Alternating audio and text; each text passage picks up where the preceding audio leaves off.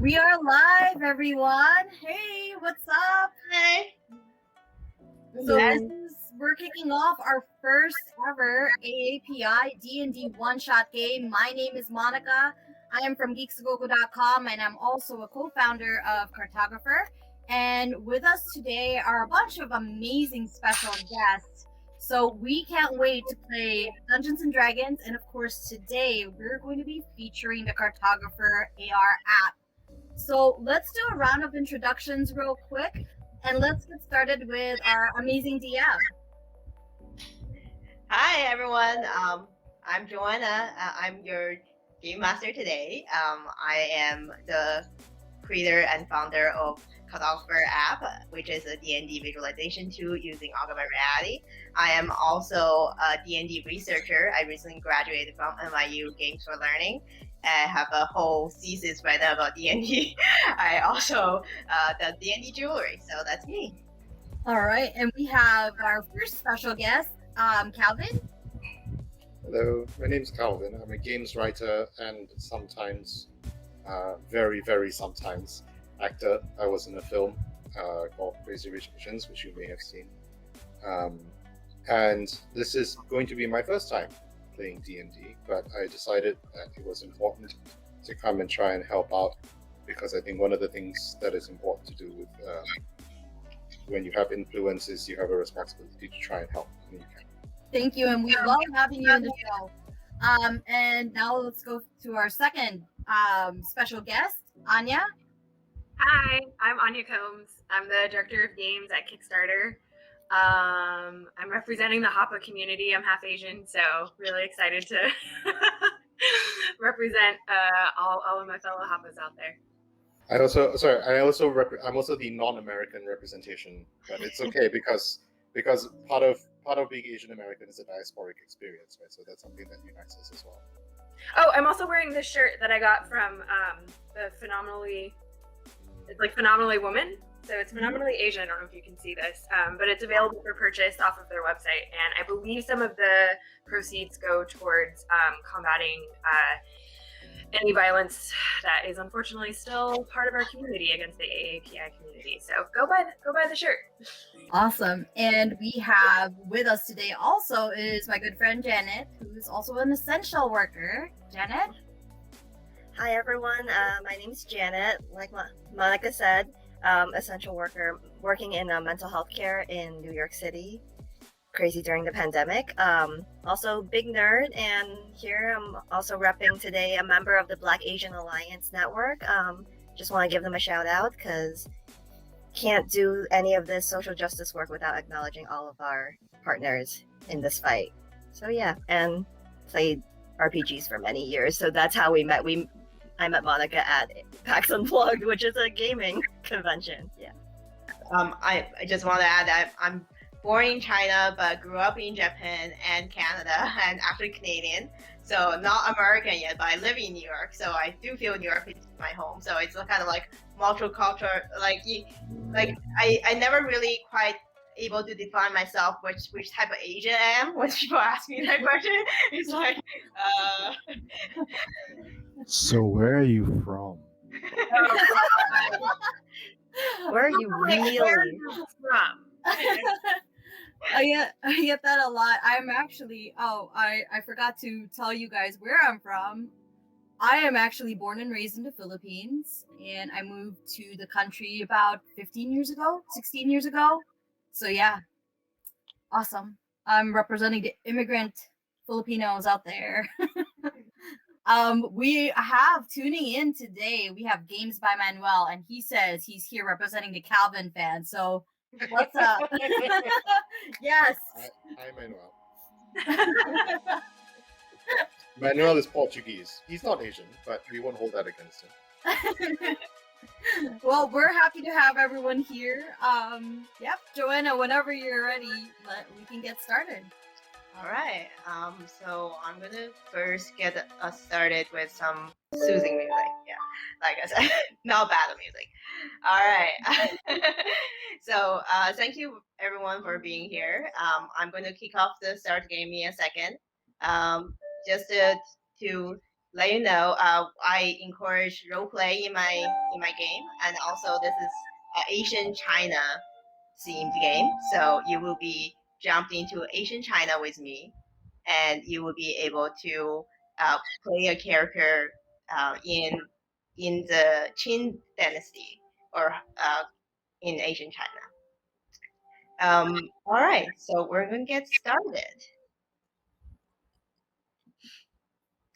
So all of you guys, open your eyes, and a sunlight just piercing through the scars of the cave you are sleeping in. And you hear distant sound of maybe people yelling and fighting, but also birds chirping. You look around and you see your peers, and you suddenly remembered why you're here. You are officers from the investigating bureau from the capital city of Middle China. You work directly under the Iron Mountain, which is a very high-ranking official, and your group name is Iron Forest, the symbol of justice of the country. You have been traveling undercover for a few days now, and heading to the area of QinDi, of the kind of north west of the Middle China area. So the area consists of many small villages. There have been multiple reports of paranormal activity and strange appearance and disappearance of villagers. So you're instructed to go and investigate, and then without revealing your identity. So after a few long days of travel, you finally reach the edge of Qindi, and you are awoken by the sound of fighting nearby, people shouting. You look around and look at your peers. You open your eyes, still sleepy. Please use this time to introduce your character. What does your character look like, and what are you doing at this exact moment? We can start with Calvin. Hello, I am Mithala, a half-orc barbarian. He is called a barbarian because he tried to be a lawyer and passed the bar many times. Tried to pass the bar many times. So Yes. bar. But decided that lawyering was not the way to serve the people and to serve the emperor. So has now decided to join the investigation squad. And right now is wondering who is going to stop making that noise. Anya. My name is Gwenifer Benifer.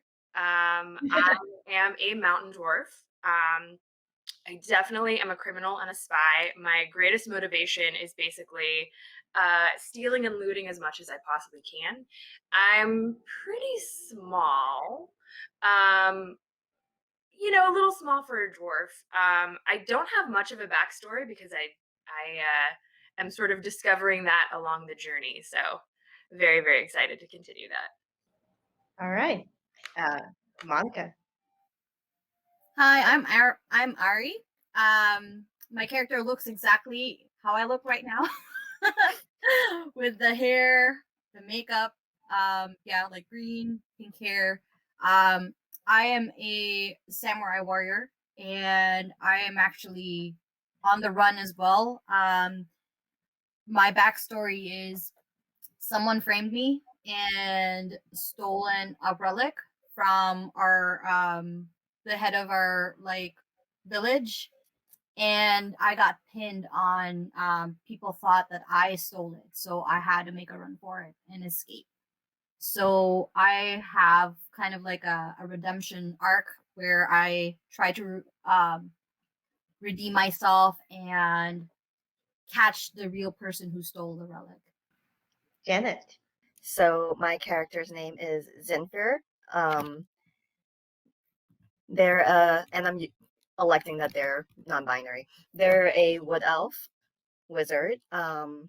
Just trying to do the right thing. They joined the investigation team because just doing it for the country. And just trying to make a living here. Okay, just trying to get on by. Also, full disclosure, totally a preset character. So I was like, we're gonna run with it. All right. What are you guys doing right now? Responding to the shots and fighting. I am going to hide because I don't know where exactly the sound is coming from. Would you like me to roll for that? Yeah, roll a stealth for me. Okay. This is a good one. That is 16. All right, so you hide behind a big rock, and then you are kind of like really stealthy, and then looking around what's going on. Anyone else would like to do it? What's around us?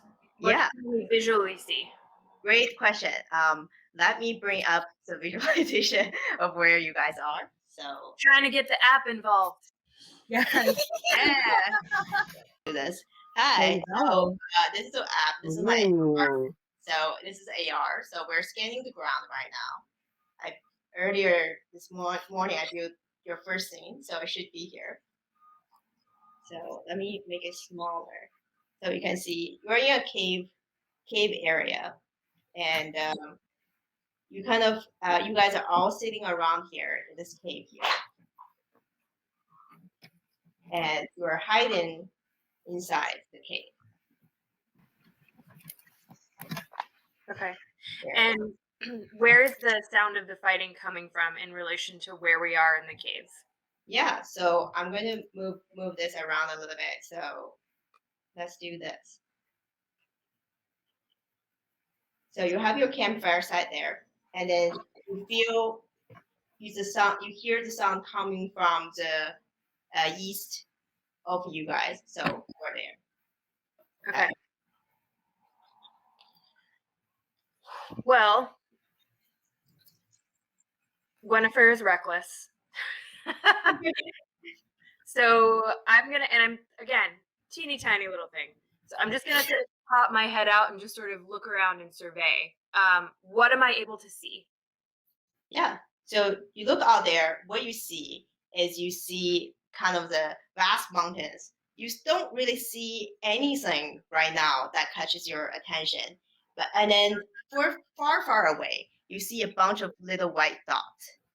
What you see is probably those are roll a history check for me. 17. Let me see if I have any Nice. modifiers. I don't think I do. Yeah, no modifiers.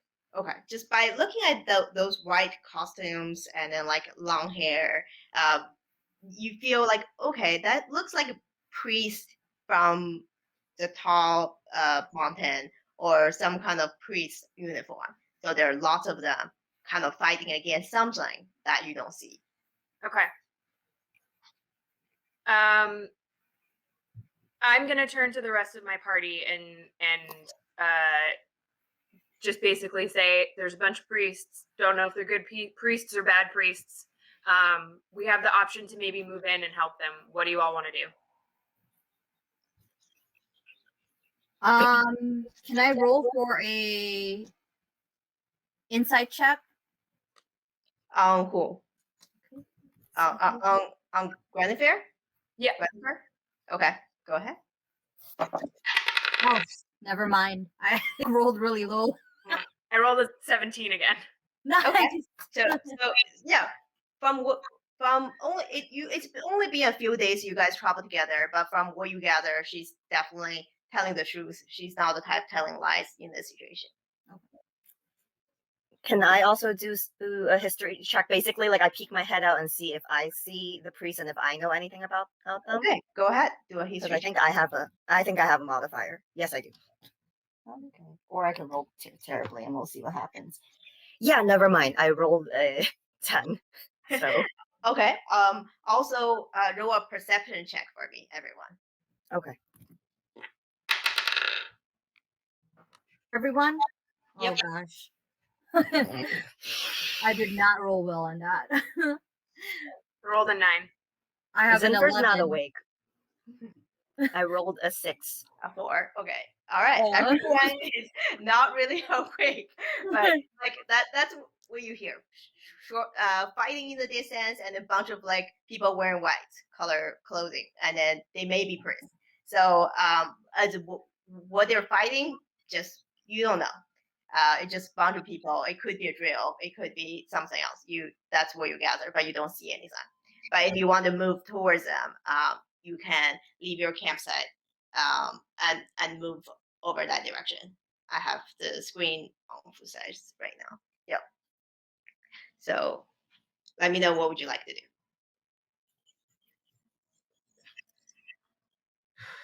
I'd be down moving in if others are amenable to it.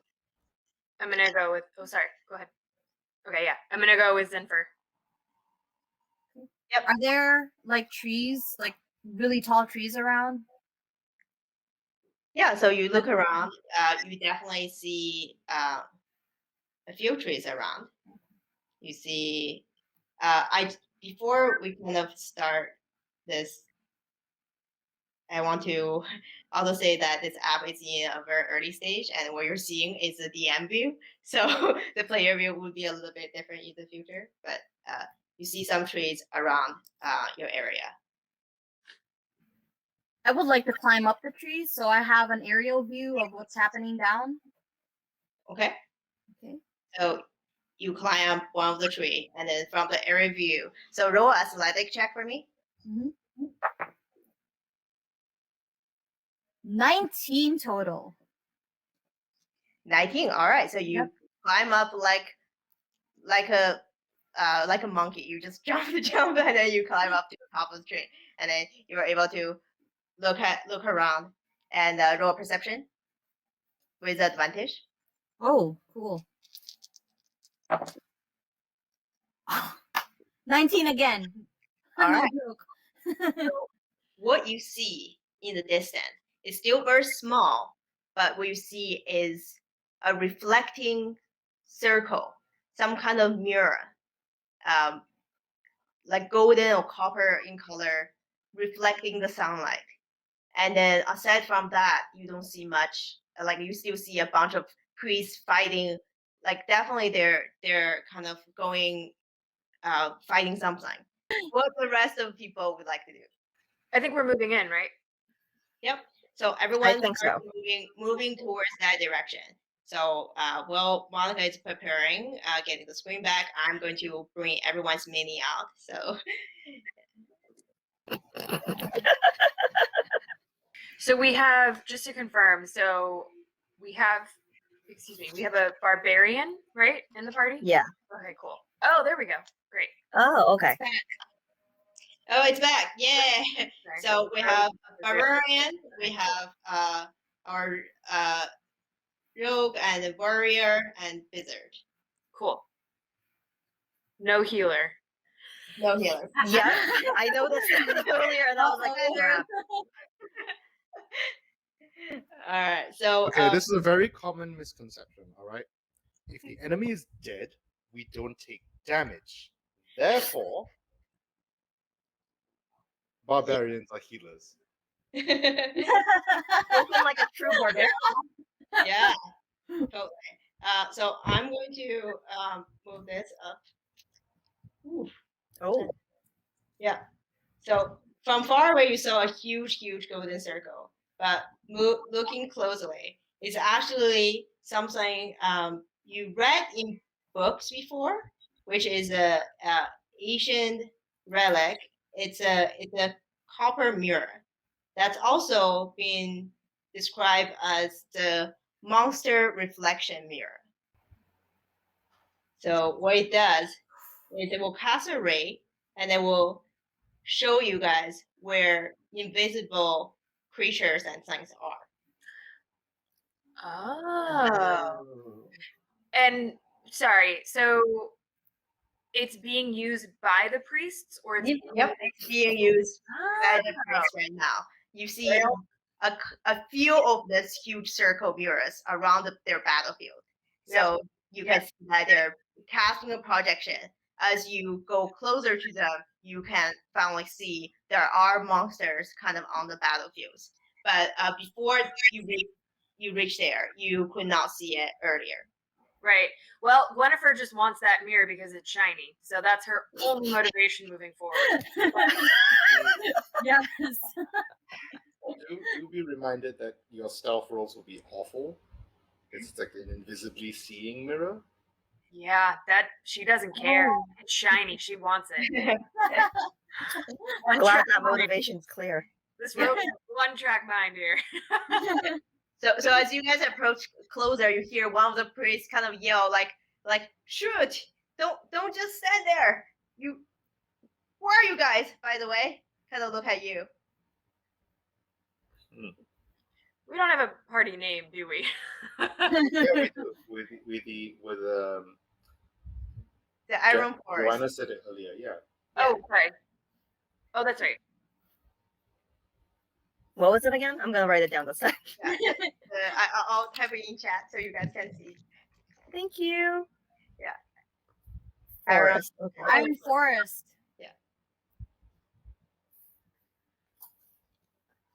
Okay. Here's a piece of mirror iron, and we are in the forest. Yes. Yes. Well, should we charge? Yeah. So Yeah. you go ahead and you charge at the monster. What you see from the reflection of the mirror, I'm gonna move the mirror aside so that we don't get in the way.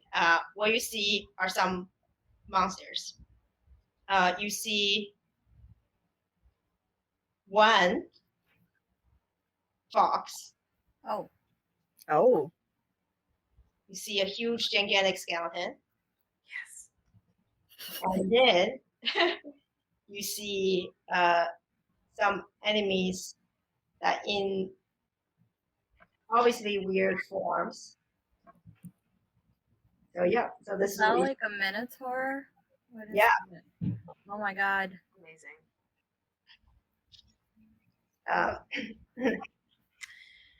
Can we sort of discern who is winning in this fight?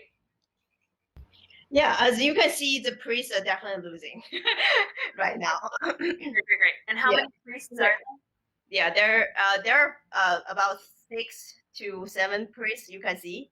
Some where you can probably hide them behind just or run away because the monster appeared and how big this gigantic skeleton is.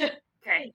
According, like it just so they're kind of scattered around. You see one of the head priests definitely kind of there, and then trying to guide people, still guiding the battle, but like kind of definitely losing confidence in themselves, and they're like,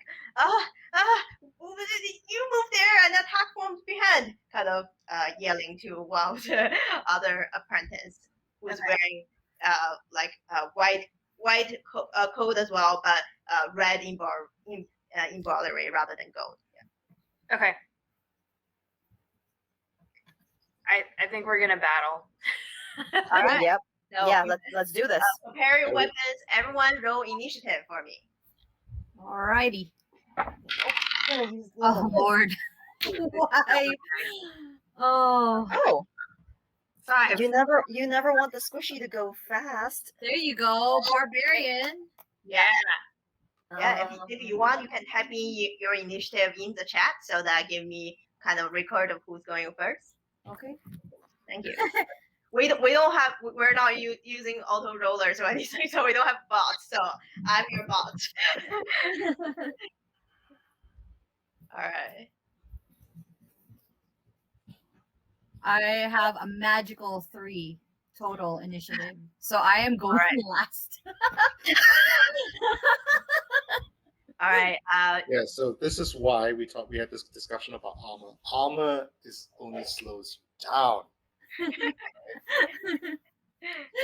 All right. Yeah. So is it, how do you pronounce it? Isela? Adela. Adela. Isela. Okay. Isela, go ahead. You are first. You are. Is shouting a free action? Yeah. You can. Okay. You I can shout. I shout really loudly. Are you raging or you're just shouting? Oh yeah. I also do the Rage. barbarian thing and do a big rage. Okay. So All right. So I have So now you raged. do a rage. Yes. All right. That's your bonus action. Okay. So what would you like to do for your action? What is the nearest person who looks like they need some help? I run towards them and hit the thing that's hitting them as hard as I can. Yeah, I would say closest to you is this fox-looking monster there. Awesome. I will go there and hit it really hard with my great axe. All right, go ahead. attack. I'm going to move this just. Nice. I'm going to move this here so you can see. And you thought you weren't going to get another 20 today. Awesome. Oh, natural 20. Is that natural 20? Oh, Yes. all right. Oh, sorry. The app crashed. That's okay. So, like I said, the app is in pre-alpha stage. I'm still making it, so be easy on me. So Joanna is our only tech right now, and we are hiring for a 3D artist and another tech to help speed things up. But we would love to add more characters, more cool stuff in it. So if you know anyone who would like to work with us, that'd be amazing. Yeah. We would love to have you on the team. So my damage, I roll 2d12 plus 3, right? Because I crit. Yes. Okay, I got 25. Oh my god. 25.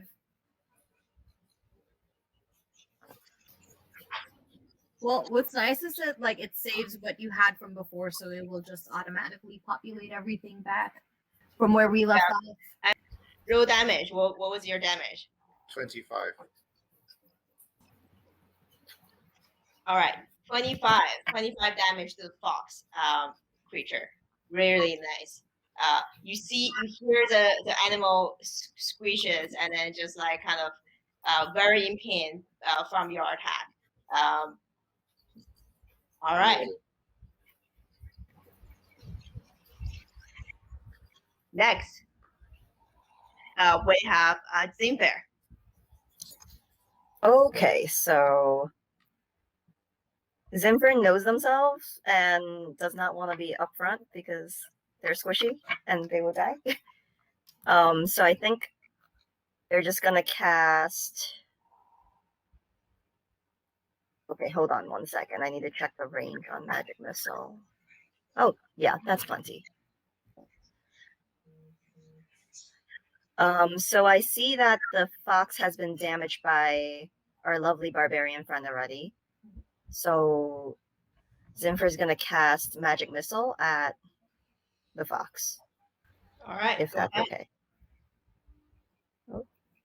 Okay, let's see. You create 3 growing. Blah, blah, blah, blah. Each dart hits. Okay, what am I rolling, if anything? Okay, just to check, it says I just create 3 glowing darts and it hits. Do you have to roll a save? Is there a save? Like let me check your sheet. Yeah, I don't see anything about rolling a save, which is odd.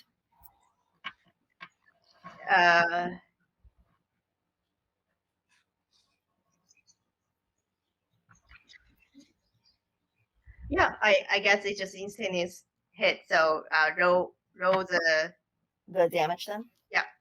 All right. That happens.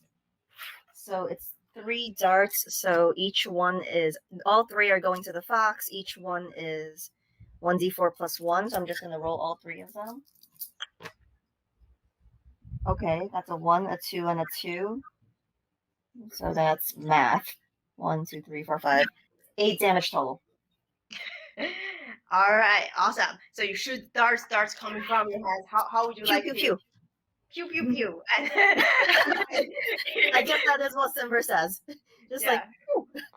Yeah. And exactly. yeah, it's willing horse. Yeah. That's my turn. All right. Gwennifer. All right, I'm going to take my short bow and I'm going to aim it at that fox. All right. Go ahead. Well, I rolled a 4. It's okay. We're waking up. All right. Yeah. So it kind of just misses. You're still like exactly waking up. And now the fox kind of sees you because turns around to the barbarian that attacked her first, and then going to try to claw you. And then that is a 17. Does that hit? My AC is 13, so yes. Yep. All right. Yeah. So that's a 4 damage to you. Okay. All right, so it claws you, and then now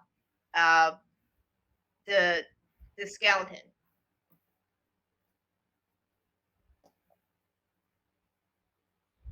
Is that to scale? Like, is the skeleton that size? Yeah, the skeleton is gigantic. Okay, so if I had known that, I probably would have rushed at it. First. That's okay. We got time. We got time. Yeah, it's okay. Next turn, you can totally rush at it. So the skeleton is going to rough up one of the priests that's there, right in front of him, and try to grab him, but misses. And now, Ari. Okay, my turn. I am up in the trees, and I am going to grab my longbow. Okay. I am going to shoot at. Well, I'm going to shoot at the fox because let's get rid of one of them at least, right? So, roll here. Oh Lord, that's not a good roll. I rolled a 5, so forget about it. Yeah, so you kind of shoot the fox, and then the fox kind of like just kind of dodged, and then like looking at you. You are next. Oh shoot! Damn. All right. Now there's Minotaur, who will kind of this is look around at you guys, and then going to move to the to the magic person, and then going to kind of rage, and then he's going to just kind of fighter style punch. And one is 4, and one is 15. 15? Yeah, does a 15 hit? Yes. Alright. Unfortunately. Yeah, that's just a 2 damage. Oh. Yep. So kind of like punch you right in the face, but you were like, that's light. Tis but a scratch. It's all good. All right. So now going back to the turns of the priest is going to shoot their magic missiles and arrows all at this gigantic skeleton. That's their major concerns right now. Yeah, and some arrows hit, some misses, and you see the giant skeleton like really angry, and then still like fighting them. All right, so back to the top of the list. Isila. Yeah. All right. The fox was pretty badly hurt, right? Yes. Okay. I said in the chat, by the way, I forgot to add my rage damage, so it's actually okay. 28. That's okay. Yep. It's not suddenly dead now, is it? You didn't have 2 HP? Okay. No. It's looking very rough, though. It is looking very rough. Okay. If I want to do an intimidate, is that an action? Is that my whole turn? What are you trying to do with the intimidation? I'm trying to get everybody to stop punching my friends. Okay. Oh. If you want to look tough and say stop, that will count as an action. Oh no, I don't want them to stop. I want them to hit me instead. Okay. Oh, you want to draw attention to you? Is that what? Yes. I'll say I'll take that as a bonus action. Okay. I'll say that would be your bonus action if you want to do that. Yes, I would love to. And just say, look at me. Like, you stay away from that. No hands on the wizard. So roll a intimidation or persuasion for me, actually. Oh, that's your persuading them to look at you instead. Mm-hmm. So do I just roll and add my charisma? Is that how it works? Add your persuasion modifier, whatever. It's 0, yeah. Okay. Hang on, my dice app is borked. Hang on, let me try this again. 11. All right. So you guys yell, look at me, and then let's see. the skeleton definitely drops to your attention, and then Oh look no. and then and the other two just seem to be like unaffected. I mean the fox is already targeting you, already looking at you anyway. The minotaur is still having its eyes on the wizard. All right, so the skeleton is looking around. Sure. All right. That's fine. So I will Like then you. I will attempt to knock the fox out. Mhm. Oh, this one's worse. It's a 4. Oh no. Yeah, so Only- that misses. You kind of like reach out, look at me, and then like you punch, and then the fox is like kind of like almost saying, "I am looking," and it just dodges. All right. Yeah. So next in turn, Zinfair. So I'm mad at the Minotaur for coming at me. So and plus it's closer. So I'm gonna use a cantrip, shocking grasp. I'm gonna go at it. I'm gonna be like no. So shocking grasp. I believe I roll.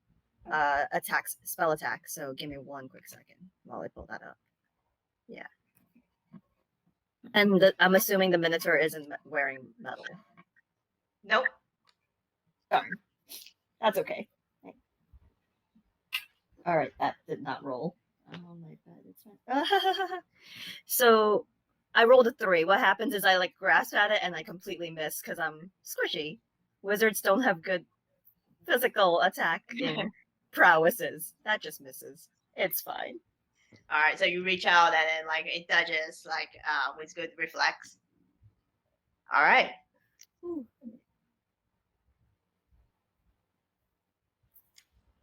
I think it's my turn, right? Yep. Cool. Hmm. I'm going to probably make a terrible decision here. Take my short bow again and aim it at the skeleton because I feel like the fox is probably going to be taken care of soon. All right. Cool. And I rolled a 4. Just so great in battle today. So again, you're like still not quite awakened, like still sleepy, and not really understanding what's going on right now. So it misses completely, and also the skeleton is moving a lot, so it's hard to target. Right. All right. Next, we have the fox. Is going to continue at you, attacking you, or and that is a complete miss. So like try to claw you and then claw you, but both claw just like completely miss the mark. All right. So now the skeleton is kind of moving around and then kind of looking at you, and then it was like, okay, you called for me, so it's going to smash you with its axe. And that is 18 to hit. For me, right? Oh man. Sorry, for our barbarian, because you called for his attention. Yeah. Okay. Oh, no, that is. Yeah. AC is 13, so that is. So that is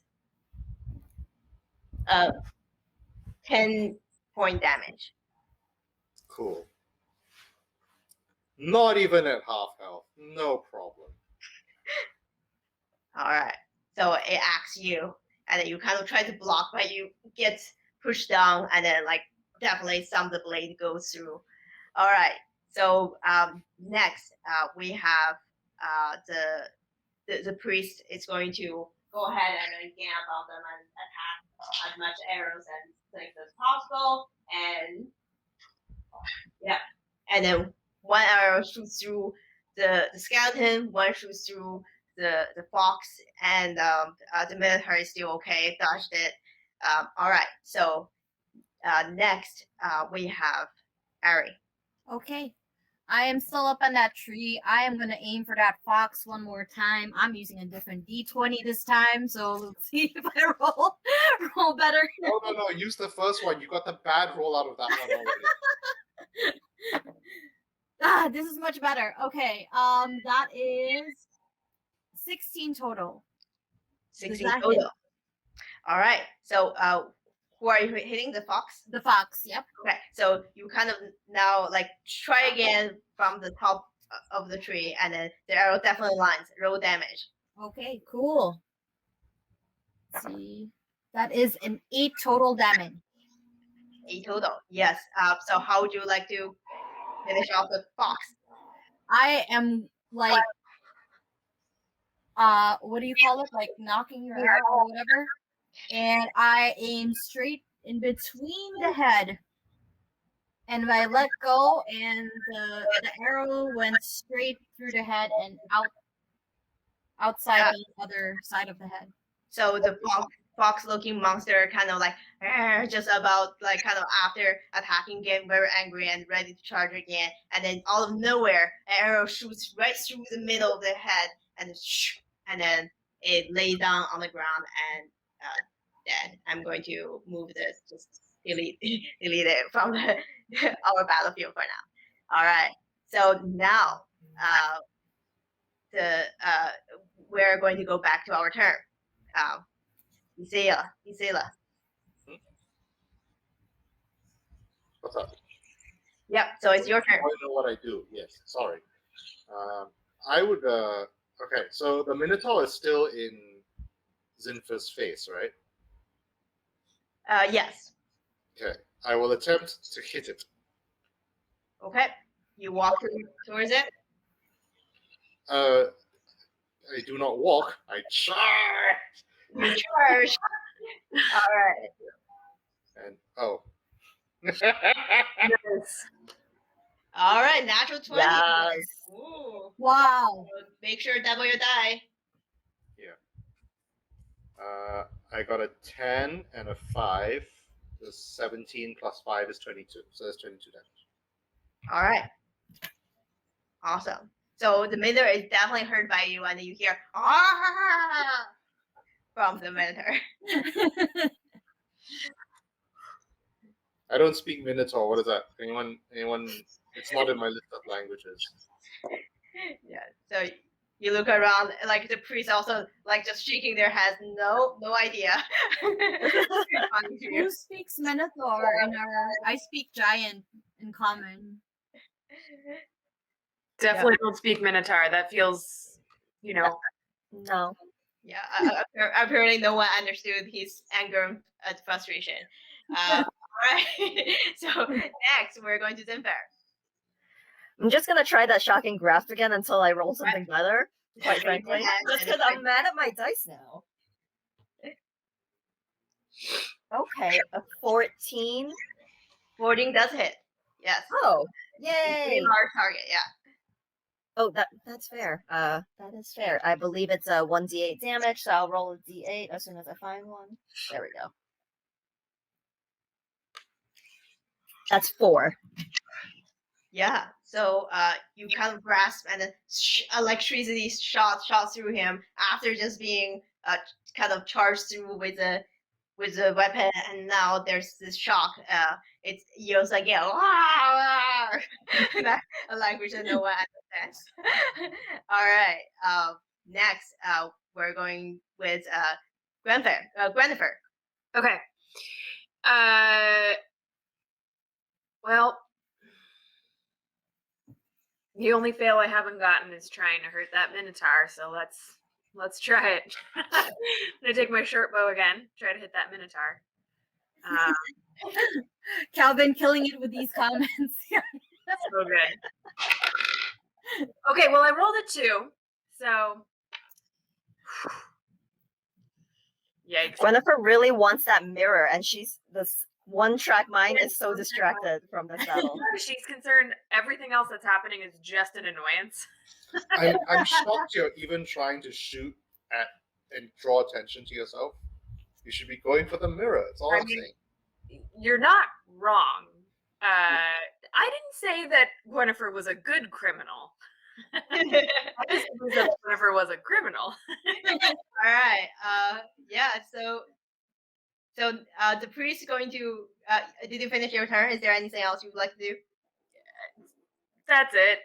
Okay. All right. The priest is going to go ahead and then try to do Japan's attack again, and then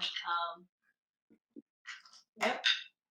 And then you can see the mentor is getting annoyed. It's one arrow shoots him, and then now the skeleton's turn. The skeleton is going to kind of try to definitely still want to like has its eyes on the priest. There, you feel like there must be some kind of spell they cast on the skeleton that they his eyes just kept focusing on the head priest, and then he's going to attack, and then that is attack. Okay, and then that is 12 damage to the head priest. So the head priest is like looking really rough right now. Oh my god. All right. So we're going back to the Minotaur. The Minotaur is going to aim at you again and then do a punch. And then one is 16, one is 4. I believe the 16 hits.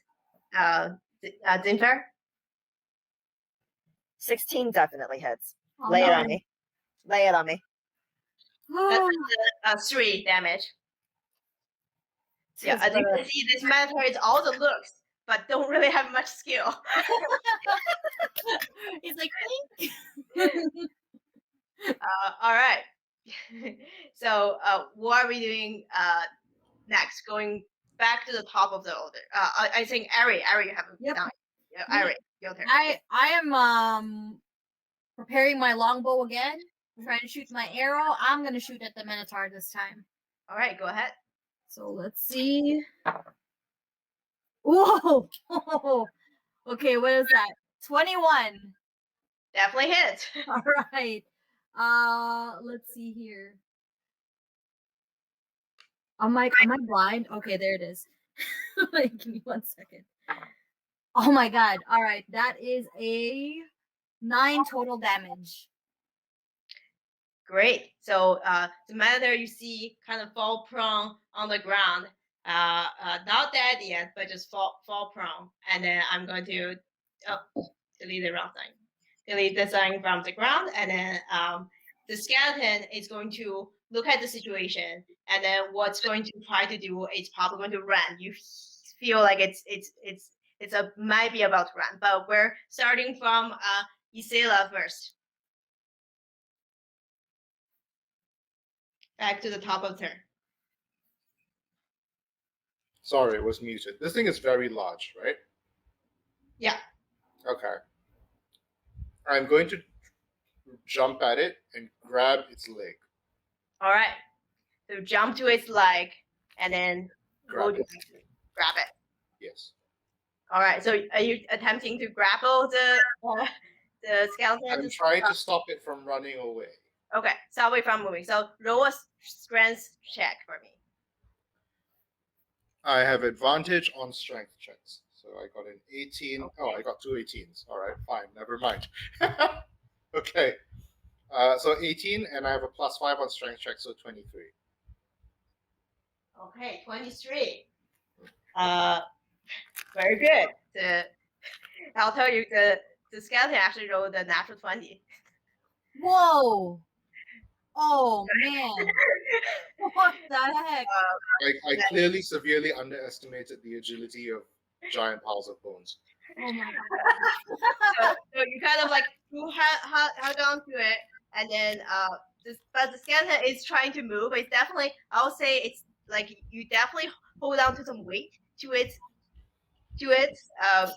and then yeah, but you were just hugging it, and then the skeleton looking at you confused. I would just say leave at that. Okay, all right. Simper. Oh, what do I do? It's a gigantic skeleton. Oh, okay, so I was thinking I'll cast Chromatic Orb at it, but based on my dice roll situation, this is not going to go well. So we'll see. We'll see. It's a ranged spell. I have to make a ranged spell attack roll. So which one do we want? You've both been kind of failing me, so we'll see. Tom Dice is going into the freezer tonight, right? Yep. They're going to live in dice jail after this, but it's fine. Okay, you have redeemed yourself. I rolled A total of 21. Definitely hits. All right. So chromatic orb, I get to choose what element, like what type of attack Yes, it would you be. do. So I'm gonna do a ball of fire. It's gonna be a fire attack, and Alright. I'm casting this at 2nd level, so it would be 4d8 damage. I think that one you need to roll attack for it. Roll attack roll. I did. Oh yeah, yes, you roll 21. Sorry, my mind. Okay, go ahead. Yeah, roll damage. Fire Yeah, damage. now I'm at damage. Now I'm at damage. As soon as I find the other d8. Where did it go? Okay, so 4d8, so I'm rolling these twice because I only have 2 of these. 8 plus 4 is 12. And then 3 plus 8 is 11, so 12, 11. 23 fire damage. Awesome. So yeah, it's definitely, you see the skeleton start to be on fire, and then like it's definitely burning and then burning up. And next, yeah. All right. It seems as though me attempting to attack is yielding less than desirable results. So I'm going to go for that mirror. I'm just going to run towards it and see if I can grab it. Yeah. So you go around, and then like you reach the mirror, and then I'll say that's your full speed for this action. You run towards the mirror. Okay. All right. All right. So the priests are going to try to attack again. And all fails. Oh. And the skeleton is going to try to do another strength check, trying to get rid of your grapple. So it is going to kind of easily move away and then start running. Okay, on my sofa now. It's running away. Is it dragging me along? Because I'm holding on here. Yeah, it break your grapple. Oh, okay. Yeah. So it's going to run, kind of like get rid of you, and then like trying to run, and it has a huge speed because it's huge. So you see it's kind of disappearing slowly into the distance. As you know what, as I noted in the chat, that was someone's ancestor, so it's probably a good thing that we didn't. Oh. So the skeleton runs away, and you guys kind of gathers around again. So I'm going to. So you gathers around, and then you see our old friend is not nearby, and you see it's grabbing this gigantic mirror. Well, all the priests are kind of preoccupied, hiding their wounds and trying to figure out what's going on. And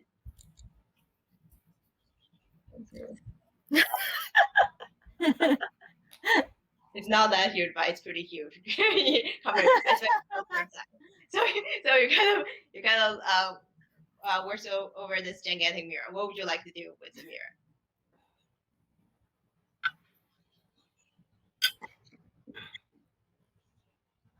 Jennifer, are you there?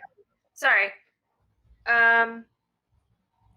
So I'm able to carry the mirror? No, you're there. So are you going to attempt to carry it?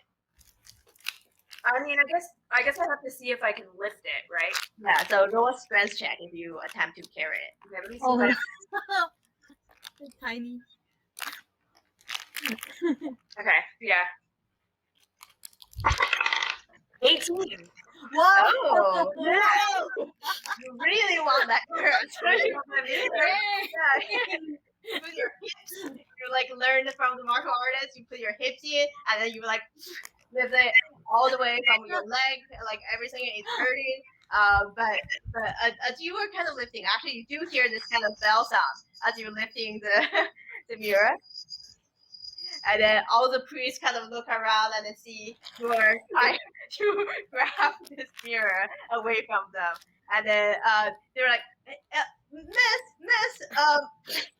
and they kind of like walk towards you. It's like, what are you doing with our mirror? Shiny, want shiny. Oh, okay. They're like, I cannot give you this one. This is government issued fellow mirror. I have to keep it. But you know what? Thank you so much for you guys' help. If you guys are willing to sit down with us and chat, we would gladly to reward you with something else shiny. This doesn't say Ooh. property of priests in white robes on it, so I feel as though I'm allowed to take it. I'm up on the I mean, tree and I'm just seeing this like mirror just like walking around like a floating gold. Like, what the heck is going on down there? Yes. Tell them we're also from the government. I just want to talk to you about your car warranty. So as you take the mirror away, and then they were just like, oh, and then the head priest is like, let them, and they kind of just like gave up on it very fast because like they were going to reward you something anyway. So since you were taking the mirror, it's kind of they feel the debt is paid. So the head priest is like, if you guys are willing, let's chat somewhere. So you can put in Guinevere, you can put in your inventory a gigantic bronze mirror. I have this great image of my head of Guinevere, Guinevere just like holding a mirror, and all you see is a giant mirror and tiny little legs running. Yes. That is what I'm imagining also. So I'm glad that image is shared. Fantastic. Yeah, so you see this like even small for dormant woman, just like holding it and like running, Giggling to myself in pure glee that I got the shiny thing that I wanted. So you now have a mirror in your inventory, and then it takes 5 charges per day, the large mirror, and then at dawn it will recharge every single time, and then it basically allow you to have the same ability of seeing invisibility. Awesome. I asked nicely if the priest would like to barter healing spells. I know many poems and songs, and we'll be happy to perform them in exchange for cure moderate wounds. The priest like, oh, that's a treat. What poem would you like to perform? And then actually waiting for you to perform a poem. This is one the party's heard many times, so they'll be very bored of it. But it's a poem that I composed for one of my attempts to become a lawyer to try and pass the exam. Yeah. So it's a poem about tax law and how it intersects with eminent domain. I would like you to throw it's up 27 stanzas.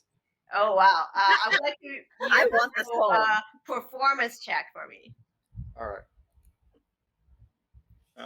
Let me just double check that. 3. Oh no! So it went so long. Halfway through, they were just so bored, almost fall asleep, and then like the head priest has to say, "Good enough, sir. Thank you. Here is a potion," because they got so bored of it. It was so horrible. They need to make you stop. So they give you. Oh. Oh no! Oh no! They give you a minor healing potion. All right. So as you do that, you sit down and then say, I'm sure you guys would like to know the situation here. Yes. Zimfer says yes. Like, yeah, it's been about a couple months, but it's been keep happening.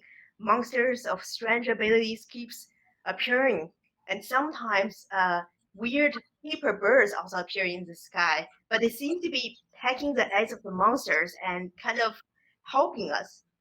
Today the birds are not here. I'm not sure where they are. Anyway, if we move to the next tea house nearby, we can chat a bit more. I really need a drink. Okay. Yeah, so you guys kind of move. If you need a drink, always just talk to Ari. She's always got something.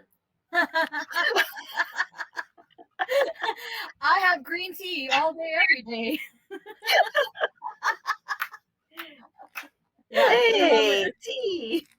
so you guys move to a nearby tea house, and as you sit down, I don't know how I'm gonna get a mirror in this house. you really struggle to get the mirror in the tea house, and then they basically told you like use the outdoor area because your mirror cannot fit in. Park the mirror outside, please. So basically your mirror is parked outside. If you want to leave it, or you can like use it, just like there's an outdoor space. I'll say that this tea house tea table you see here, it's in the outdoor area of the tea house. So Al it's fresco. outdoor restaurant situation here. So so you guys all sit around the tea house, and then the high priest kind of give you a little introduction of the city and the surroundings and how many villagers has been missing. It had been actually reported like about 40 or 50 villagers just missing since last month. And there's a rumor there's a demon king. That's why the priests were called especially to be the kind of special force to tackle this. But now seeing you guys with great ability says like if we can collaborate with you, that would be even better.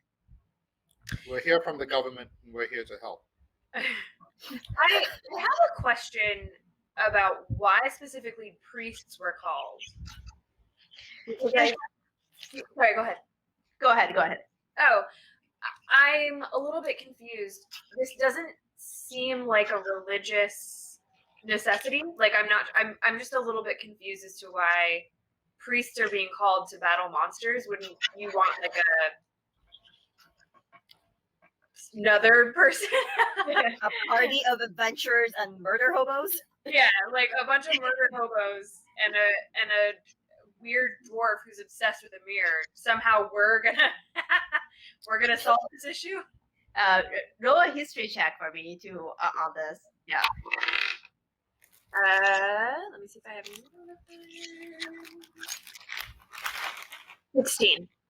16. Okay. So yeah. But the answer is kind of you expected. The priest like, yes.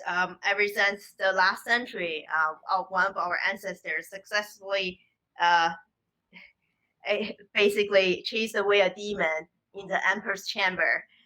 We've been the kind of guardian of this type of paranormal activities that we've been trained ourselves. You can see with the mirror of seeing invisibility, our monster reflection mirror, we're able to see all sorts of signs normal people cannot see with their naked eye. So we're definitely has been trained ourselves for the last 100 years being an expert in this. Okay. Got it. Okay, cool. Thank you. No worries. As you are talking, what you see is some screams upstairs from the tea house, and you see a woman kind of falling down from the second floor of the tea house, and then as she falls, suddenly, like the priest mentioned before, paper birds appeared in the sky, flying, and then caught the sleeves of the woman who's falling. And then the woman became now kind of almost like a feather, slowly falling onto the ground rather than hard falling. And then the woman landed and then like totally scared. And then people are like, oh, what's going on? And then like everyone started to look outside, and the woman falls right in front of you guys, because you guys are sitting in the outdoor kind of area. So, and then the woman started crying at the moment she falls on the ground, just being very scared. All right, I'm gonna go in and investigate. Are you all right? What's going on here? It's like, I don't know. I just serving tea up there, and I tripped, and then I fall, I guess, and then next moment I know I was softly landing on the ground with paper birds, and then you still see paper birds flying like around her. Whoa. I try and catch one. Yeah. So you try to catch one, and then you catch your mouse. Your mouth, your hand. Your hand. And then you look at it. It turns back into regular paper. I want to ask the woman, were you screaming because you fell, or were you screaming before you fell? Oh, because I was falling. So you tripped and you fell out of a window, and that's why you were screaming. Yes. Okay. Got it. Yeah, but it was weird though. I did feel. I've been serving tea for a long time. I never tripped in that area before. There was something invisible on the ground for sure that tripped me. Oh, do you perhaps need a mirror of invisibility to show you? Because I got one. Well, what's that? She's like very like surprised and confused. What's that? Gwynnifer just points to her giant mirror and says, "This mirror." Well, you're just gonna have to let her do it. You're just going to have to let her do it. It will be here all day. And then she's kind of like, that's a huge mirror. How would you get it up in the tea house? You don't need to worry about that. I got that. All right. Zimper just says like, just let it happen. Just So, let it so you're happen. going to lift the mirror and try to go into the second floor, right? No. I am not going to try to go Okay. in. I'm going to convince one of my party members to go up there while I shine the mirror up. All right. Awesome. Which one of you is in for this nonsense adventure? I look have at me, I -1 don't do in magic. strength. The head priest is like, I can go in and check. And then he kind of goes I don't want to sacrifice a party member. Sacrificing a priest, though, yeah, Gwynnifer's all about that life. Yeah, you totally agree. And the priest go upstairs, and then you have the mirror shining a ray through into the second the balcony of the tea house, and then everyone start gasp when they see the ray shine close, and then the priest like, oh, and then they see kind of a translucent ghost kind of figure in the tea house, and suddenly kind of disappeared. Was like she's seen. Ghost. My other question here, which I think is that we kind of also need to solve here, is why were the cranes saving this woman? Is there something special about her, or is there something special about this town? It seems as though these cranes have been summoned to help people in need, and so that's another thing I would like to figure out. Yeah, as you kind of ask around about the paper crane, one person said, that reminds me of a show I watched a couple of years ago in the town. There's a musician that can turn, I guess, non-live and objects. He can animate them and make them turn into life. It was such a magical show. It was fantastic, best time of my life, but he never performed again after that.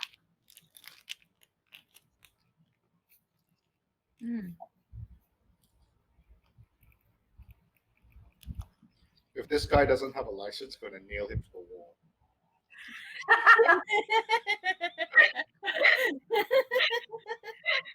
Yeah, so you kind of ask around, like, maybe this guy doesn't have a license, so we can visit him and then see what's the deal. And then one person like, I know where he lives. He lives down the street that way. If you pass a big tree and like a statue, then you get to his house. Okay. Should we I'm go? more intrigued by the fact that this dude can turn things into living things from inanimate objects. So I say we go. Yeah. Nope. Yeah, so you guys all kind of go ahead and then go to this guy's house, moving around the different narrow streets, and then finally reach a house that's quite like humble, actually. We gotta do our walk dancing. You have to do your like you all walk there, and then the priest also like walk here. Who's carrying the big mirror? Not me. Not me. 100% me and my tiny legs. Just Okay, roll a strength check for me. oh boy. I volunteer to help. Okay. Oh. Roll with advantage. Roll with advantage. I rolled a 9. All right. Roll a like Constitution check for me. Me or Calvin? Yeah. Whoever's carrying the mirror.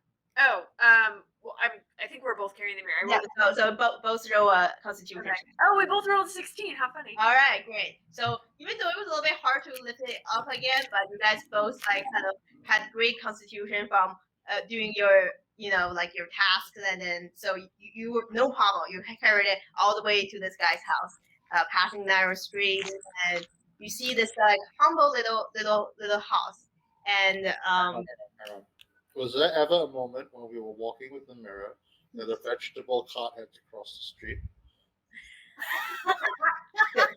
sorry, what was it? No, I'm just joking. But was there ever a moment when we were carrying the mirror that a vegetable cart had to cross the street? Yeah, you don't see anything like that, but you do see a lot of weird stares at you. They were like, "What are they doing? What's that?" And then like because you just see a head priest with you walking with you guys because the head priest told rest of his troops to go back to their task and post. So he's traveling with you guys with this gigantic mirror that he gave it to you, and then like to this guy's house. So you just see a bunch of weird people in armor and different traveling clothes, and this head priest with this huge mirror, and then they're all marching to a little residence. So you get to his house and you knock on the door, and then the guy come out and then like look at you very surprised, and then was like, "Is there some matter I can help with?" He is very soft spoken. You can barely hear him talking.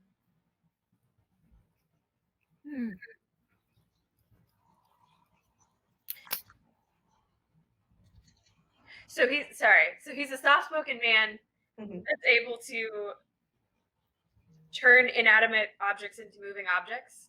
Allegedly. Allegedly.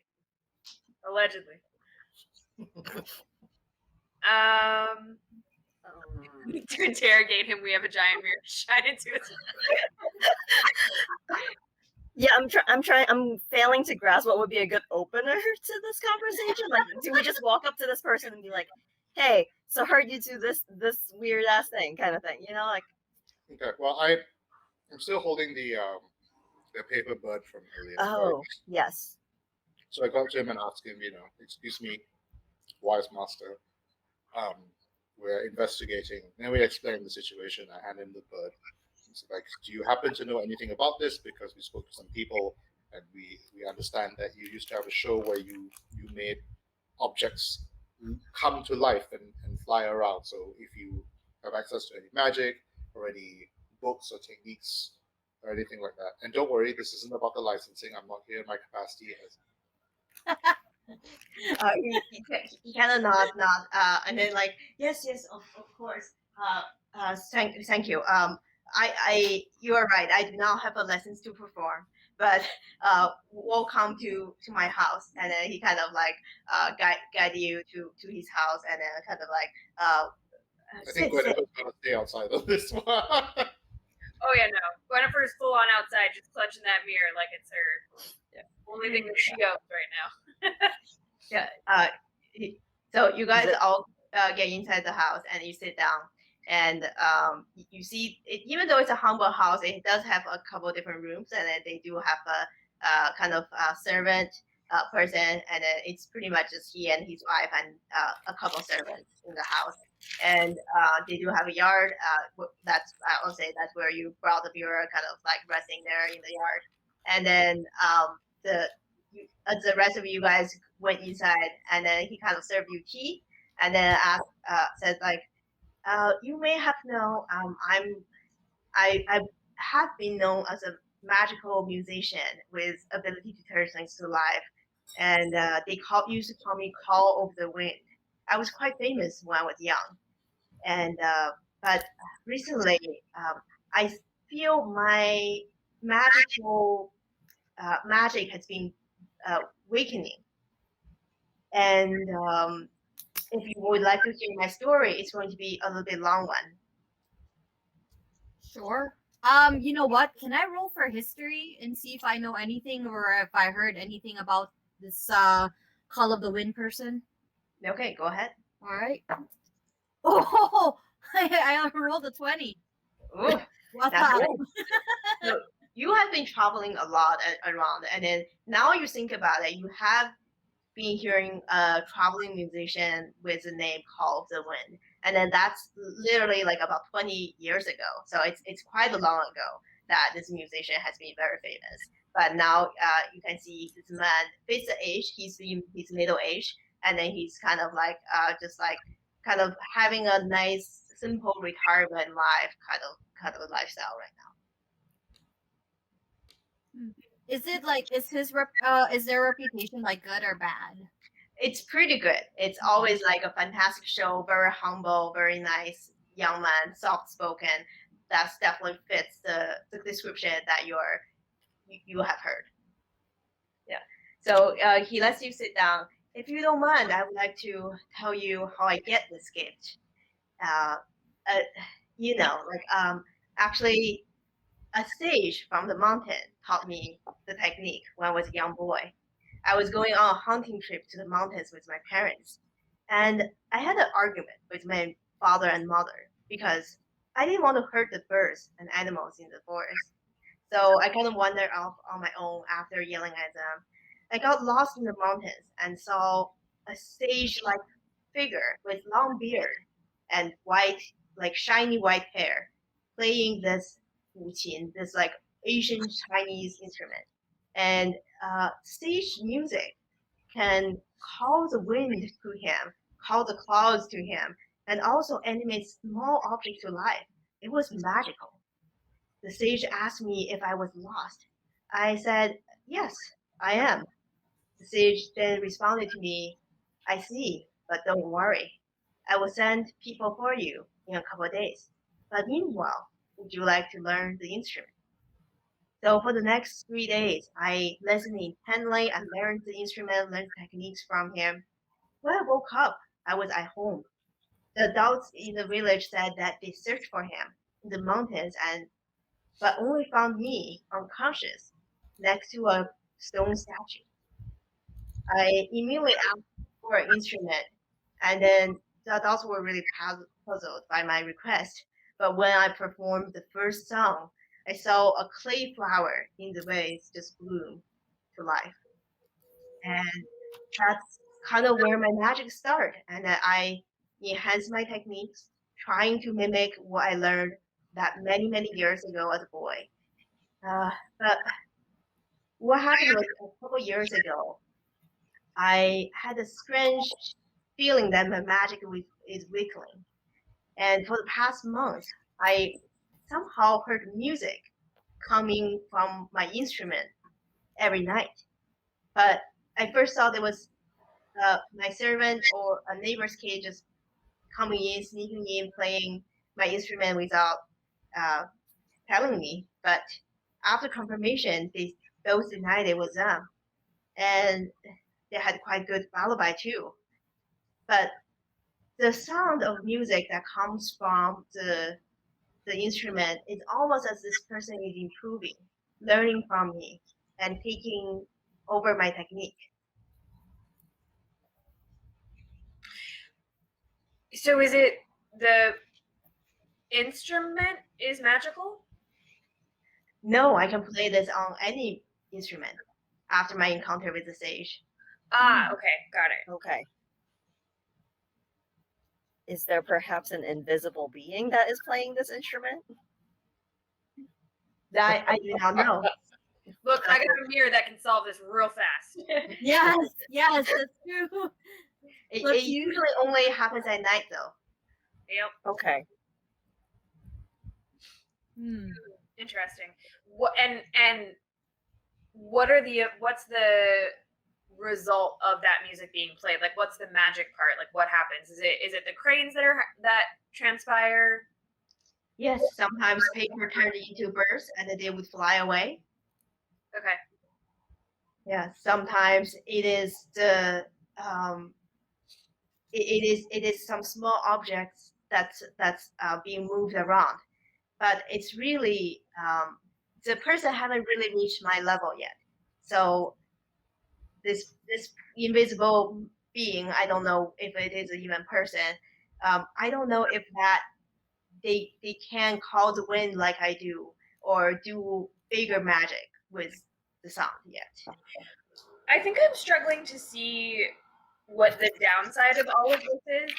Like, and I don't mean that for like comedic purposes. I genuinely like mean that. Like, so basically, the result of this magic happening is that this town is being protected by inanimate objects turning into animated objects that save Mhm. people's lives. Why does this concern us? And what's the downside of any of this? The priest kind of like jumps in as you guys kind of having this discussion. I'll leave the decision to you guys, but it is paranormal activity is a jurisdiction of our priest. So I would like to fully investigate this, of course. And if this is a being that can provide great help, I think it would be an asset for us to fight the Mhm. monsters. That's great. What do we get? Might I remind you, this is literally our job.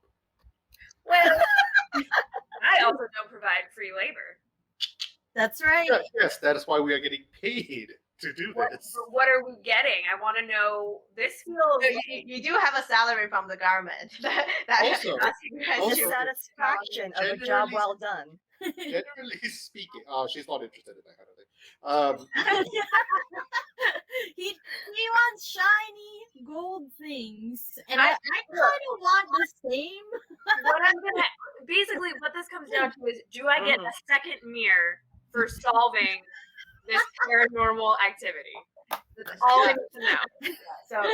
So as you were asking that, the priest kind of smiles a little bit and then pulls out of his sleeve a small mirror. and then Travel size. and then was like normal size mirror. Oh, mirror. Come on. Like it's not as strong as a big one, but I carry it with me all the time. And that's just for protection, for seeing the invisible signs that haunting me. If you would like it, I can definitely arrange something for you. Okay. I do want a full mirror collection, so this is enticing to me. Nice. I have a question. Does anyone in the group by any chance has a bag of holding so that Thela and Gwynnifer doesn't have to like lug this giant enormous thing around? That's a great question. Let me check my inventory. I thought I had one. I am also checking, but I do not believe I have one. Yeah, I just have my backpack. OMG. Let me see. I don't think I had any. That's gonna be the comedic element of this little journey where we're just lugging around a gigantic mirror. Yep. Also, we could leave the large mirror here. No. Jennifer would not let you. How dare you? How dare you? I'm gonna steal my giant mirror. It's a giant mirror. I can barely carry it. Hey, we can use it as a shield. No, you're not gonna let us. No, Ari can literally hide behind the show and then shoot arrows from behind it. Like use your stealth with that mirror. Just If I just point it at the enemy, you can cast magic missile at it and it will bounce. So you won't need line I of like sight. that. Deflect it to our enemies. Oh, just a thought. Like, I wonder if we should test out the mirror and kind of like see if these inanimate objects can show stuff. I think we already talked about this earlier. That's a great idea. You see if they're ghosts or they're like mystical creatures that kind of just like carrying it around and like, you know, like just making fun of us. Yeah. Couldn't hurt. You want to look at the inanimate objects in the room? You want to do a like? Okay, so you see the ray cast through. You like convince this guy to check his house. You look around, and then so far right now, everything seems to be pretty normal. There's nothing that's not supposed to be there or anything right now. I think we'd have to shine the mirror when the inanimate objects are animated. Yeah. Which would be at night, was what the musician said, right? Wait, if that's the case, Are we still in his house? poor. Yeah. Oh wait, no, you're right, because we just saw that paper crane. Yeah. Never mind. No. What time is it now? Yeah, right now I would say after all this fighting and chilling at P house, I would say it's around afternoon. Okay. Like late afternoon or I would say like mid afternoon. Yeah. So do we want to take a long rest? Because I think some people did receive damage from that fight, right? Yep. Yes. So what if we took a long rest here, and then at night we use the mirror to kind of see, shine the mirror on the things that end up moving. I'm okay with that. Yeah, sure. All right. So you guys Give me a chance to work on my poetry. yeah, take a nap, rest a little bit. Before you go to sleep, is there anything you want to do before you go to sleep? Do we all keep watch while we're sleeping? Does one person keep watch? I can start just to make sure we're safe because we're really in like this territory we're not really familiar with. So True. I don't want people trying to like kill us while we're sleeping. So I'll be watching first. All right, yeah. So the musician was a little bit shocked that you guys are all going to stay. He wasn't sure that he has enough guest rooms to host you guys, but then like definitely provided a couple of rooms for you, and also offered like tent outside the house in the yard if you For the mirror, yes. tent for the mirror, yeah. The tent is for the mirror. All right, so. Yeah, so you guys stay there for the night. Ari, you take the first guard. Roll a perception check for me. Sure. Oh snap! That's a 12 total. You look around. Things seem to be very quiet. It's still just like you guys went to sleep really early. It's still just late afternoon. People are trying to get home for dinner. And so there's really not much like suspicious going on right now. Yeah. So yeah, who's taking the next watch? I'll take the next watch. All right. So perception, right? Yeah, perception. Yes. Oh, that's not terrible. 1 sec. I need to double check. That's a total of 18. Total of 18. Very good. So you look around again. It's like the village is really lively at this point because people are home, people are drinking, eating, and you hear some noises, but like nothing out of the usual. You see the musician himself is eating dinner with his family, and then afterwards went to bed. Yep. All right. I can take the next watch. Yep. Go ahead. Roll perception. 17. 17. Yeah. So you look around. You for the first half, you really don't hear anything. Everything is normal. Super quiet night. And then just about your shift is about over. You kind of like start to hear like a faint noise of kind of music coming from the room where you were. Okay. In the music room.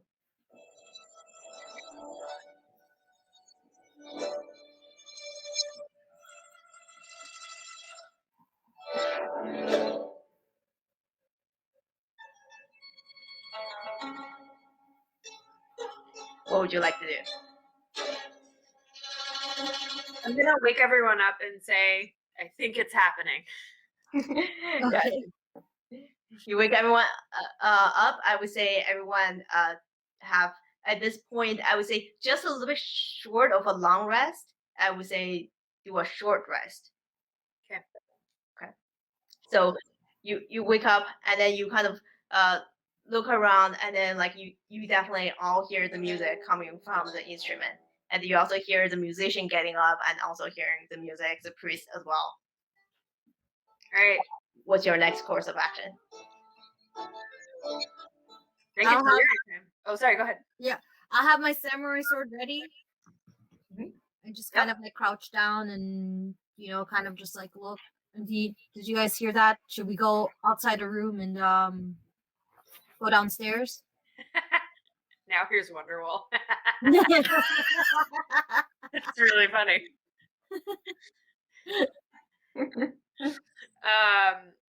Yeah, I'm gonna assume the mirror is too big to actually bring into the house. Yeah. So I'm wondering, I'm gonna stay here and see if I can shine it. Okay. So you're going to go to the tent because the mirror is in the yard in the tent, right? So you're going to retrieve the mirror first. You're going to go out and then retrieve the mirror. All right, and then try to shine throughout the window into the room. Don't you have the tiny one, the handheld one? Yeah, the priest kind of held out the small one. I have the small one here, and then also go into the room. Oh, I thought that we didn't get the small one until we completed whatever the quest was. You have No, not got the small one yet, but the priest has the small one. Oh, okay. Well, then I'll just leave the big one in the shed. Use transportation instead. Use the car.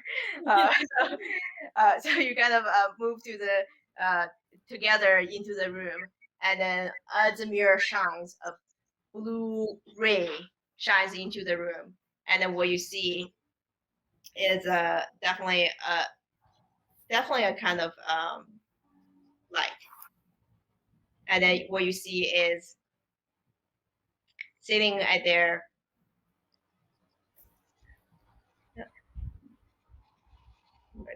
Oh dang! A ghost. Here we go. Oh snap! Playing the music, playing the instrument, and then she is really into it. And then currently in this like climax.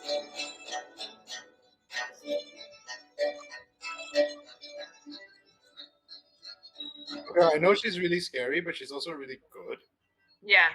Yeah, she's really, really good at this. And then as she's playing, you do see as if she has accomplished something. You see a faint smile on her face, and then you hear the wind kind of calling and getting into the room from the window.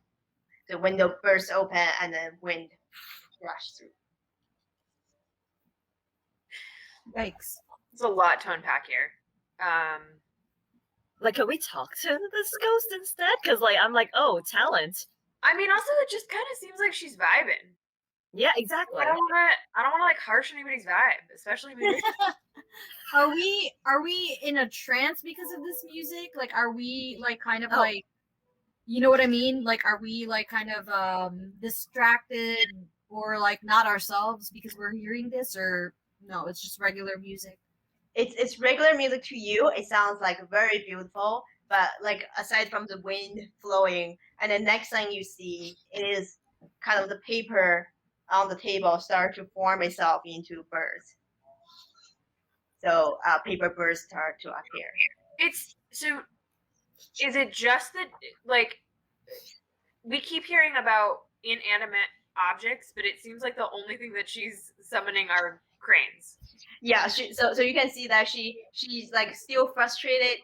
Then her face looks frustrated. It seems like she can only summon the birds. Oh, okay, great. I like that.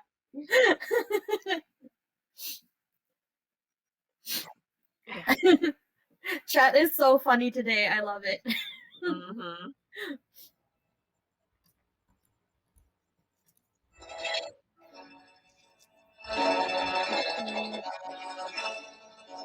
Did she notice that we're there? Yeah, she's so into it. She almost doesn't see you guys. She's like, believe she's invisible. She's playing this. And then the musician kind of tells you, yeah, like this is much better tonight, but it happens every night. She's practicing. I mean, you gotta practice. That's how you get to Carnegie Hall. I get it. Yeah. As the resident magician, I nudge Zinfer to like. You don't. Super hate being in the front of the party for any reason, but I respect that logic. It's your time to shine. All right.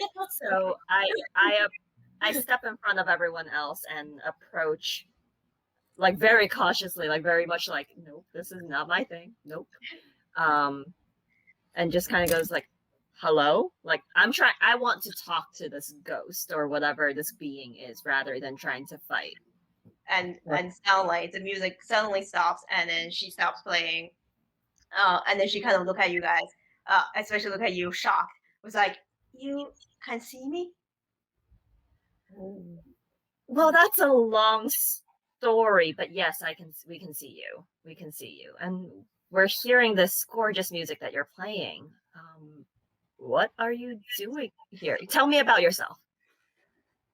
And then she kind of like trying to figure out what to say, and was like, well, I did many years ago.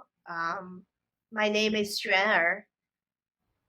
I have been sold to a nearby rich person. Only later I have been discovered that he is a demon king himself, and I was obviously murdered by the demons. But when I woke up, I came back as a ghost in this form. I've been hunting the demons since, trying to find ways to fight back. But as you can see, I can only very difficultly, but I can possess people. Aside from that, I don't have much power.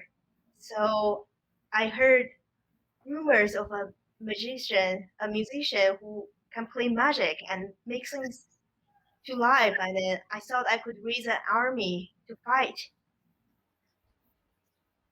Wow. That's very noble of you to be fighting even in the afterlife. And I also think like Gwennifer had a point earlier being like, well, this is not a bad thing. Like she's not trying to do something bad. So in thinking about all of this, I guess my next question is, can you tell us more about this Demon King? Yes, he lives deep in the mountain, in a cave that has a huge dragon skull at the entrance. And Oh, you mean this? so Glenn took out the dragon skull out of her pocket. Like, yes, exactly. Like, much bigger. Anya was ready. Yeah, but much bigger. So, yes, through that entrance, you will be able to see the Demon King and his demon's lair. And yes, they've been here terrorizing this town. So I've been trying very hard to fight them, but yeah, you can see that I can only summon birds so far. I haven't been able to build the army. Zinfer at this point turns to the party and is like, do we confront this Demon King or is that out of our pay grade? Technically, our contract does not specify. However, fortunately, say all threats to the state and her people. So it does count. That yeah. So whatever. This is our problem now.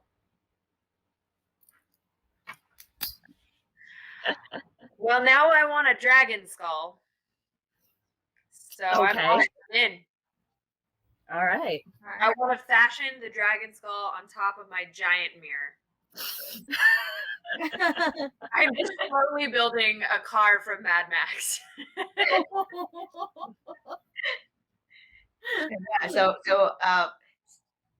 the priest is like, so it is decided we're visiting this demon king, and then he's like, since you're right, it's even though it was not what we were paid to do, but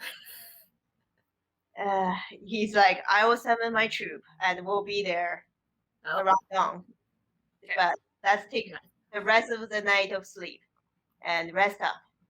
Yes. And just to clarify, so that the game, like this knowledge is in the game, I asked the ghost, like, can you give us clear directions to where this demon king is? Like, I need to know all of that.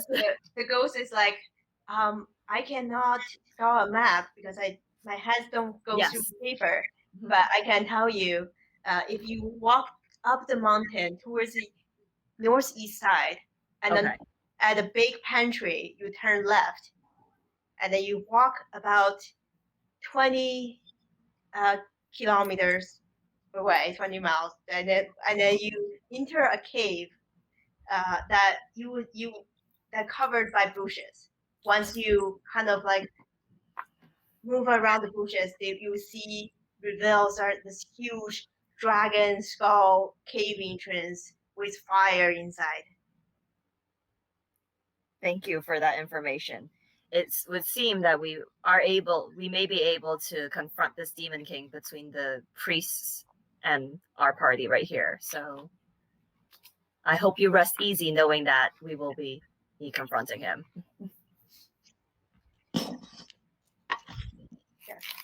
So, and then we go to sleep. All right, so you go back to sleep. I'll say now you have a full rest of a long rest of sleep, and then you will wake up in the morning to hike on the mountain towards this demon king. Do we recover HP after long rest? Yep. Yes. Mm-hmm. How much? Full HP. Oh, and I also have medicine, so the next time we have damage, we can like roll for medicine too. Cool. Oh yeah. I have my minor healing potion that I poetried for, which is a sentence I never thought I'd ever say, but I love it. That was perfect.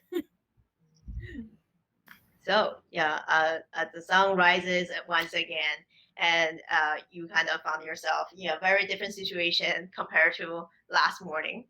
You gather your things together and marching towards this demon king that's been terrorizing kind of the village, the villages nearby, and the priest left the residence of the musician and prepared to kind of go to gather his priests and troops once more to meet you guys at this exact location, the cave entrance. Yeah, so next, if you guys would like to travel, definitely take a give me a nature check to see if you are able to find the location of the problem. Oh shoot. I rolled a 9, so don't count on me on that. I have a modifier. Okay. 17. Sorry. Oh, sorry. I missed this. What are we rolling for? Nature. Just to see if we can find the cave. Yeah. 17. Okay. Nice. So our barbarian kind of like leading the way, and then moving around from different bushes and different rocks, and you kind of like go into this kind of deep forest, and you look around, you see like lots of little things happening nearby, and some mushrooms here and there, and you roll another nature check for me for your second leg of the journey. 13. 10. 20, after 20. Oh, the barbarian really knows the way. So Isela, Isela just kind of like guides you guys like this way and this way, kind of into the deep forest until you guys reach this kind of you see this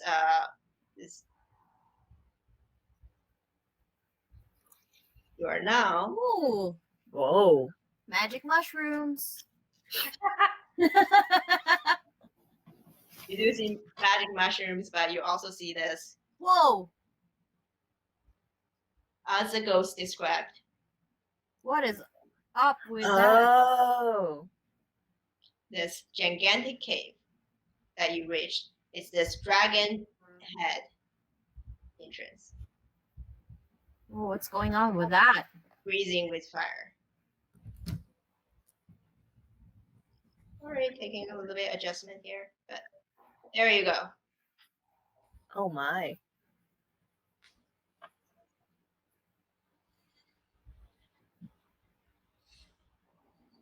Can I roll for search and see if there's anything in the cave that's moving or?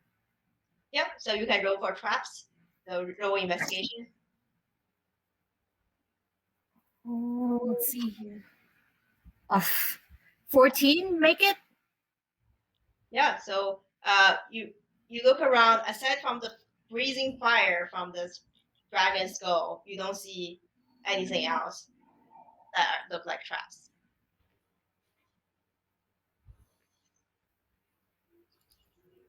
What would you like to do?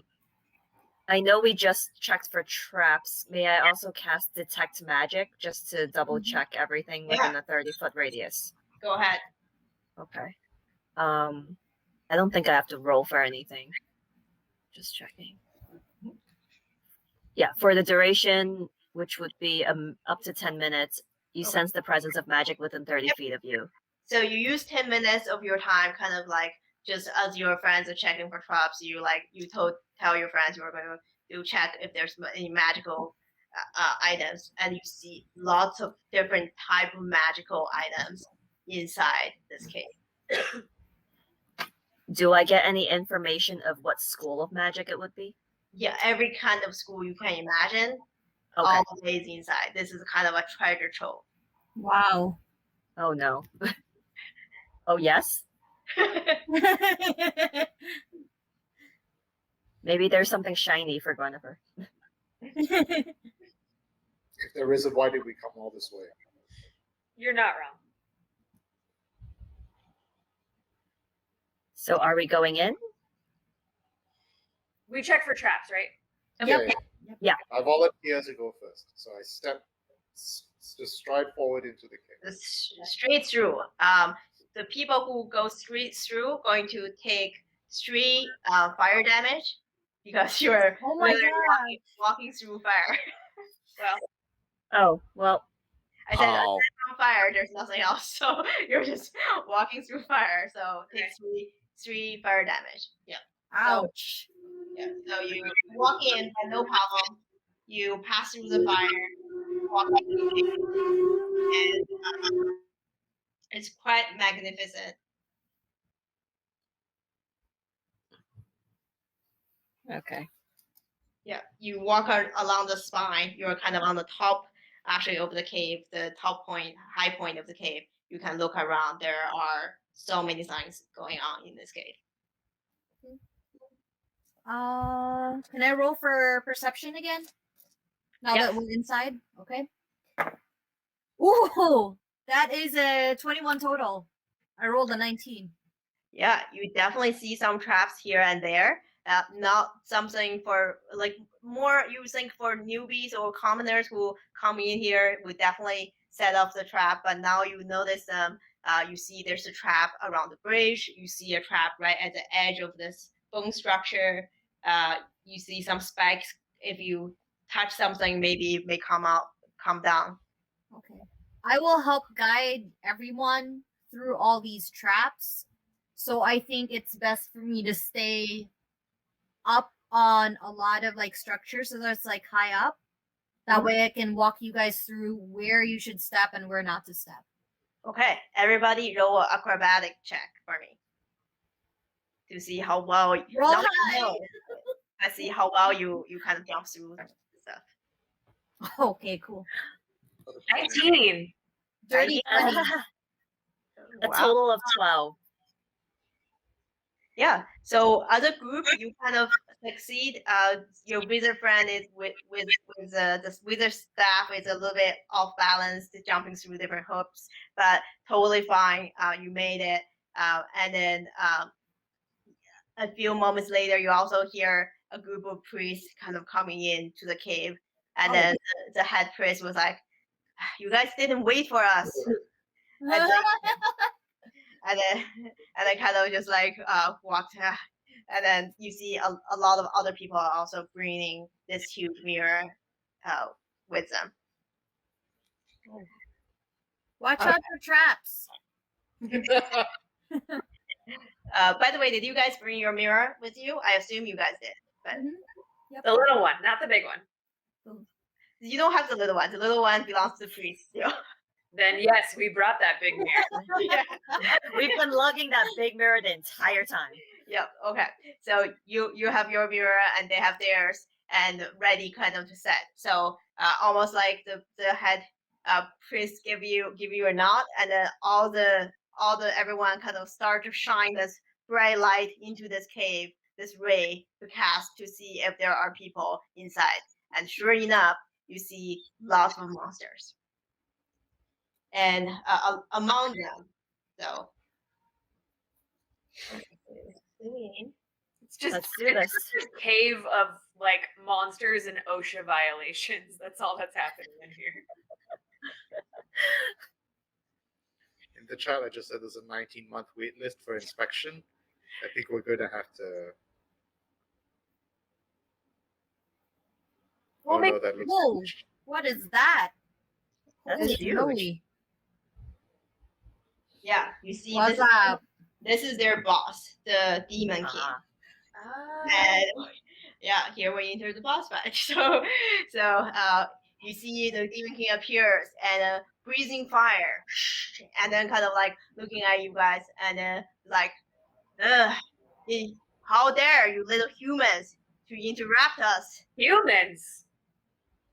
I was like, how many humans do we have on the party? One. One probably. Yeah, I don't think there are. Ari, you are human, right? I am human, yep. Yeah, so you can see that to him, you guys are all the same. So he just categorized like you guys, and then like, so it's like, and then like everyone roll initiative. Yes. OMG. Nope, gonna roll the better dice. Oh yeah, if you can put that into the chat, so the private chat, so that I can see what you wrote, so we can go by those. I just rolled a nat 20. Nice. Nice. I don't want to go first. Oh, Calvin also got 20 total. All right. All right, we're gonna. Whoa, Janet coming Oh, in for with a 23. Wow. awesome. Yeah. So Zenfair, their turn. Zenfair's turn. Can I not do things? No, I'm kidding. You can hold your actions if you want.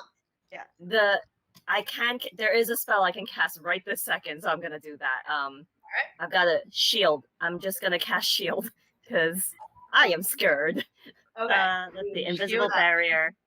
Yeah, I don't have to do anything. It's just for the next round. I get a +5 to AC. That's it. Nice. All right. Next. It's me, right? Yeah. Yep. Oh. Yeah, I Barbarian Rage, charge. I run at the Demon King with my battle cry that I'd been practicing the entire way here. But because I got angry, I forgot it, so I just go and hit it. All right. Go ahead. Roll attack. It is a 11. Unfortunately, 11 doesn't hit. So the kind of demon, just kind of like demon kid, just dodges and like and laugh at you with an evil laugh. Not evil laughter. God, this guy's the worst. Now, Guinevere. Okay. Oh boy. So since I'm AAPI dwarf, I'm gonna take my short sword. I'm gonna run towards the Demon King, and I'm just gonna try to hack at one of the Demon King's toes. Okay. Just slice it off if I can. Here we go. Okay, well, I rolled a 10. Yeah, unfortunately, that also didn't. As you try to slash it, and demon kind of like get his feet just away from you, and then ready, kind of like he's going to kick you next, probably. Yeah, that sounds right. All right. Ooh.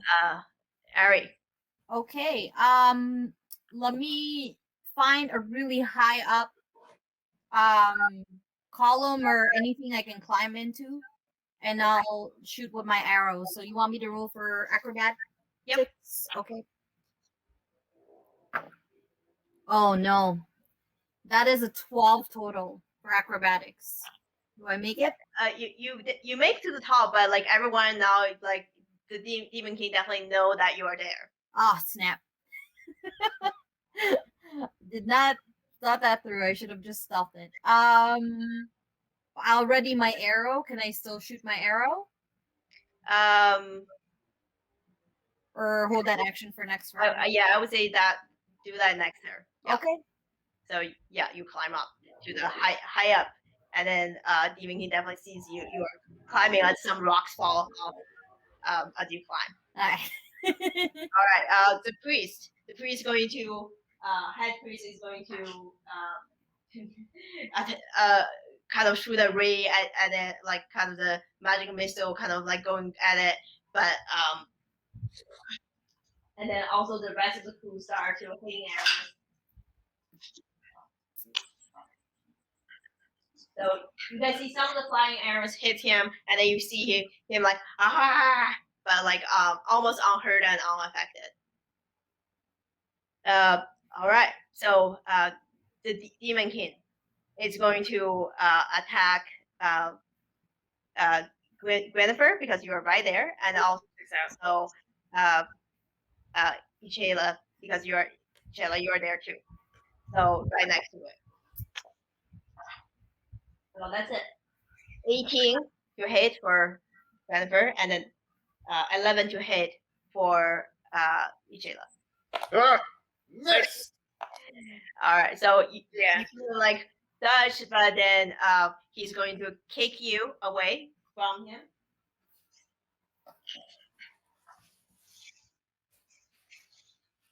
Yeah, so I took 18 damage?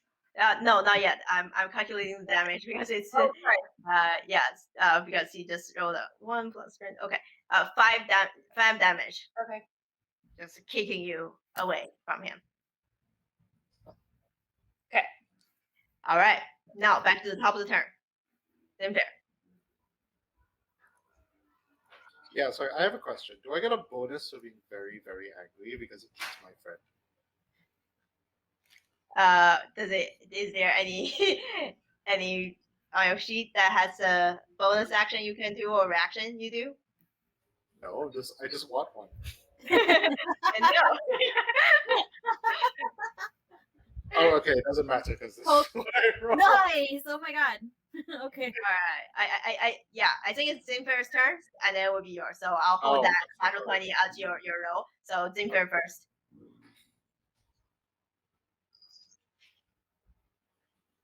Oh, you're muted, Janet. Sorry. Seeing that this Demon King has no chill, I think we should just go for it. So I'm gonna take out the big guns and try to do. It's okay, AOE, I can take it. I'm gonna do chromatic orb at. Okay. I'm gonna cast it at 2nd level. Okay. Give me 1 sec. I have to roll for attack. So hope I roll as well as I did for initiative. Okay. What am I adding? I rolled a 14. 14 unfortunately does not hit. So your arrow, your orbs just like shoots straight, and then again you can see this Demon King is quite flexible, even as his form and size. All right, that's my turn. All right.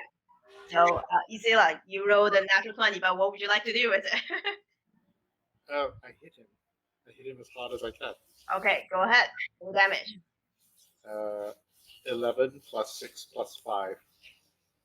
All 20. right. So Yeah. this time you hit, and you see definitely greenish blood, brown greenish blood, really dirty colored blood, kind of slash open one of his arm, and then like you see blood kind of spit on the floor. Yeah. All right. I'm also wondering what's happening with the priests at this point. Yep, they're standing by. They're ready to fight. They're there to fight with you. They're attacking. Yep. Great. Yeah. All right. Next, we have Grandifer. What part of him was hit? The arm. The arm. And he's just sort of stumbling around. Yeah, he's still standing tall. Like even though it definitely hurt him pretty much, but he's still like able to move. Okay. I'm gonna take my short sword again. And this time I'm gonna go for the Achilles heel. Nice. Slash it. All right, go ahead. Go attack. Oh my god. I'm not battling today. I rolled a 9. Yeah, 9 unfortunately does not hit. He dodges again and then kind of looking at you like He's not wrong. He's not wrong in looking at me like that. Whoa. Oh, Don't worry, I'll avenge your rolls. Amazing. all right, Ari. Okay, here we go. Ah, shoot. I'm using my longbow, by the way, and I'm trying to aim for his head. And it looks like I have a 13 total, which is that? Yeah, 13 unfortunately you kind of hits into his head, but his head somehow you hit the horn and then just your arrow bounces off. Oh, Yeah. Geez. And then he's like, "Arr." All right, so the priest is going to attack. Roll high, priest. Unfortunately, that was like 10, 11, 7, and Oh 13. God. Do not hit you. Like, they all missed. So, Oh my gosh. and then so they all shoot arrows like in panic, and nothing hits at this point. And then the demon is going to go his turn, and then going to try to attack the barbarian again, and also the rogue is nearby, so he's going to go for 2 of you again. Unfortunately, none of those hits. One is a 5, one is a actually not 5. One is a 7, one is a one is a 13. That's 13. 13 is my AC, so if you roll 13, does it hit or not hit? That hits. Yeah. Okay. So it hits you. So he's going to claw you with his unarmed hand. How many hit points do you have left? 25. 25. Okay, you're still all right. Well, Well, how much did it hit before? how much damage?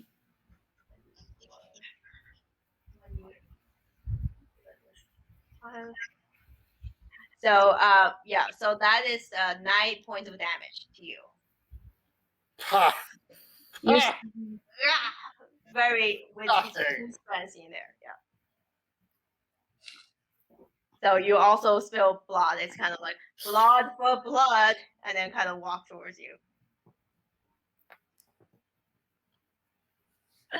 Nothing. Oh. Oh. All Sorry. That's all right. It will come back. Love the app. Thank you. So all right. So we go next back to our top of initiative order. Zinfair. Oh wait, I didn't go yet. Oh yeah. Oh, Ari. Sorry. Let me try my longbow again here and see if I. Did you have not any go? luck. I think the ghost just went. Oh, I think it should be the top of the. I think you. Yeah, you I thought shoot the demon was the arrow last and then- one. oh, okay, my bad. You shoot the arrow and then you hit the corn. So I think it should be the top of the order again. I'm too excited. It's okay. You're just excited. You want to kill the demon. I want to get him so bad. Usually it auto saves. I don't know why auto save is not working today. I'm very upset, but I will bring back the environment again. No worries. I mean, so far so good. It looks. I like the scenery you have for the story today. It's definitely something I haven't seen before when we play. So It looks great. Also, I'm really proud of this comment I just made. This joke I just made. I Wait, like. let me go see it while we're. It's this one. I'm gonna show it again. I'm gonna start using this cabin. I'm sorry. I'm gonna steal this on my other game because I play a turtle. The turtle of torture. Oh my god. Anyone who is, it's like anyone who is a bard can also use it as a vicious mockery or hideous laughter.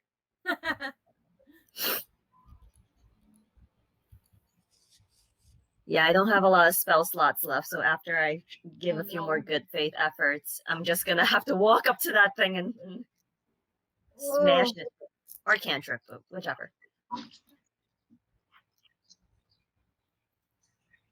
Like the bony spine. Yeah. It's always when it's important, your app is like not behaving like it should. So normally though, it has an autosave option where like Yeah, so normally it auto saves and it knows everything it saves with no problem. We've done it many times. And then just today, when you need it, and then it crashes and it doesn't. It's just very, very frustrating. Yep. That's okay. Just take your time. Yep. yeah, it's all good. It's getting good. So The suspense is building. That's all that's happening. yes. Perfect. But yeah, I'm glad you guys are liking the app so far. Like, we'll definitely excited to launch it next year. Like, official launch will be next year. So, and if you guys would like to join us again in future games, let us know. We'll be happy to like game you guys again, of course, with everyone again. Absolutely. Mm-hmm. All right. So we're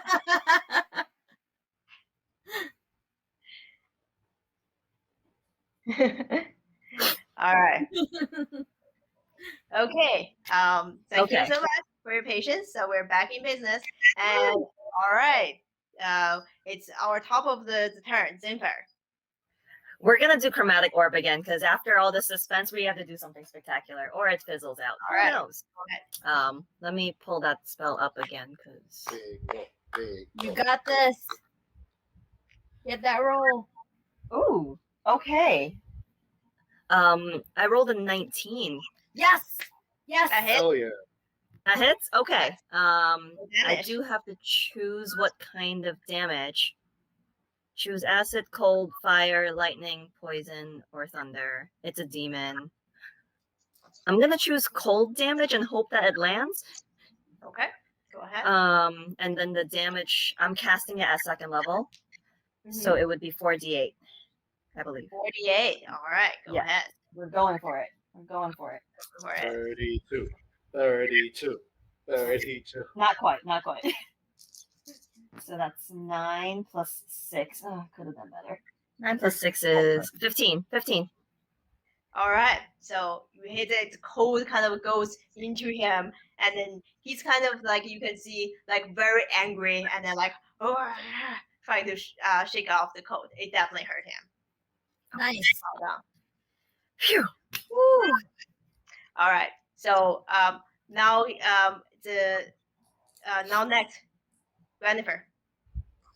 Oh no, sorry. I see Isela. Yeah. Okay, so I get a bonus, right? Because he's angry. I get a bonus when I'm angry, and I get a bonus when he's angry. That's how it works. That's 100% how it works. So anyway, I hit him. All right. Tried it. Let's see. It's okay. That's good. I got something. Okay, that hits. Let's go, team. Team. Go ahead. 0 damage. Oh, damage. Yeah. Sorry. Yeah. Now you have to actually hurt him. 6 + 4 + 5 is 15. Nice. Awesome. Yeah. Not, So not the best roll. Not the best roll, but the plus is big. Yeah, you can see that he's starting to look a little bit rough. You slash another, like, which part of his body would you like to axe or slash?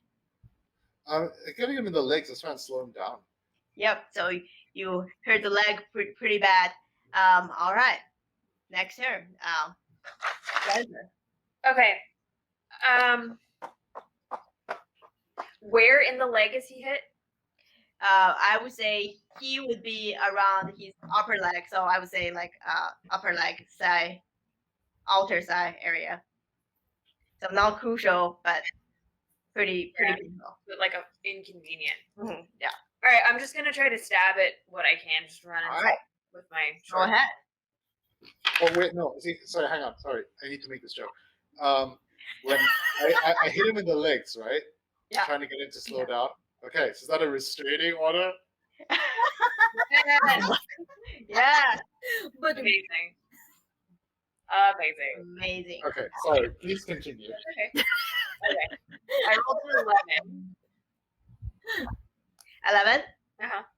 Unfortunately, 11 doesn't hit. It's too low again. So you go around, try to stab, and then after being hit, he's like moving us away from you again. Got away from you again. 3rd time. no. All right. All right. Yeah. Next, Ari. All right, the pressure's on. Let's roll big. Oh my gosh. That is a 10, so that does not hit. Yeah, that did not hit him. Oh, Lord. So now the priest turn.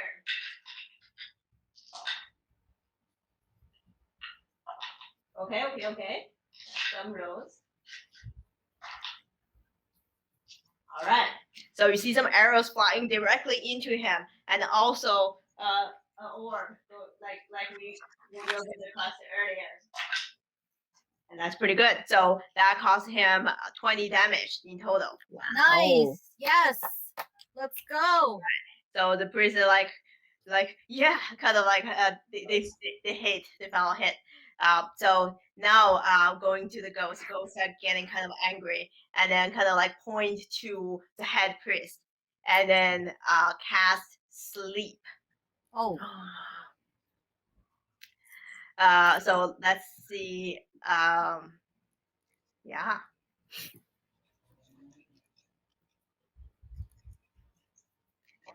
Yep.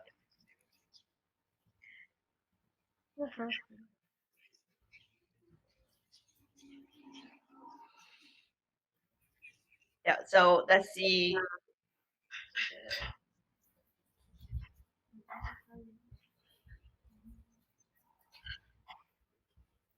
Anyone has below 18 hit points? Yikes, that's me. I got 16. Hit points? I got 17. I'm at 19. Oh, did Okay. you mean AC? No, not AC. Hit point. Your hit point. Oh, okay. Not me. Okay. I still got 22, so. Okay. No, I'm below 17. You are 17 hit points. Okay. So those below 17 hit points are going to fall unconscious. Oh, no. Wait, but this is a spell to put me to sleep. Is that correct? Put you to sleep. Yes. Okay, I have advantage against being charmed, and magic can't put me to sleep. Oh, That is on my character nice. sheet. awesome. That is on the character sheet. Oh, Uh, yeah. So try to put you to sleep, and then like you kind of like fight it, and then you open your eyes one more, and then like kind of almost rolled off, but you open your eyes. So you are okay. Oh, Oh Right. man. You I do forgot, see I forgot to. you do see one of the priests kind of like fall asleep though, like okay. suddenly lay down and then became unconscious. All right. How much did he hit me for? I don't remember. Uh, He hit me time. You should. Yeah. You need to track it. Like, did you track it? Yeah, I usually I forgot to mark it. That's why. Does anyone remember how much he hit me for? Like 10? Was it 10? I think it was 10 point last time. Yeah. Okay, then I fall asleep because I'm at 15. Okay. Oh. Oh no. No. Yeah. So your barbarian, your strong heavy hater just fall asleep. Oh And this is no. Oh like, no. exactly what the demon kind of wanted. So next on the top of the turn, Oh crap. Zinfair. Yes. But he's under a magical sleep. Ugh. I mean, is there a way to wake him?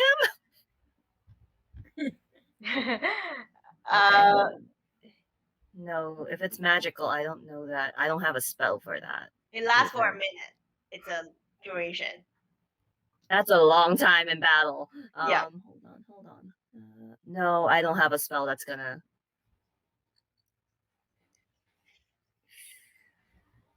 All right, I guess we try to take down this Demon King.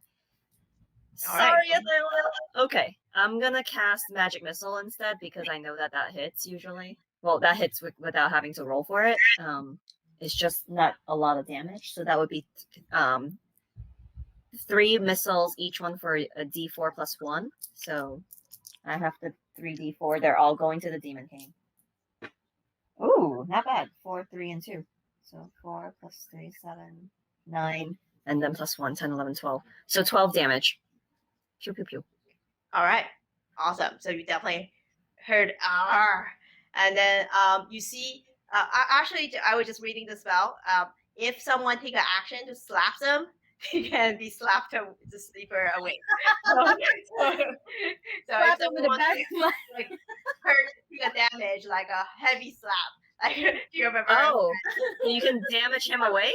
Yeah, you can damage him awake. Yeah, I just read it. So yeah. So next, It's I don't want to cause more damage to my party, so I'm gonna again just try to hack at this Demon King's legs. okay. Oh boy. Okay, I rolled a 4. All right. So you try, but Sorry, go ahead. yeah, you roll the 4 to attack the demon, right? Yeah. Yeah. So again, you missed. You were just like not frustrated, so frustrated with yourself. Yeah. All right. Ari. All right. Before I try to shoot my arrow to the demon, I'm gonna like shout really loud to try to wake up Ithela. I'll be like, "Kaka, kaka!"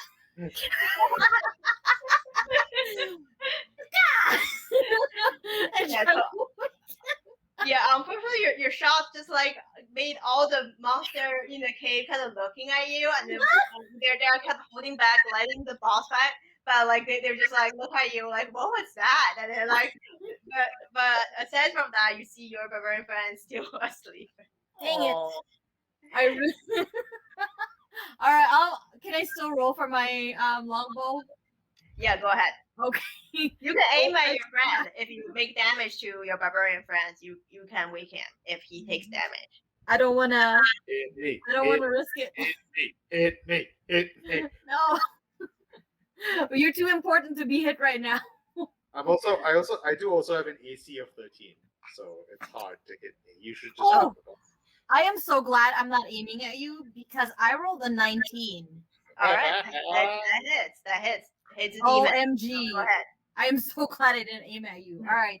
That is, let's see here, D8. Where my D8 at? I just had it here. Okay, here.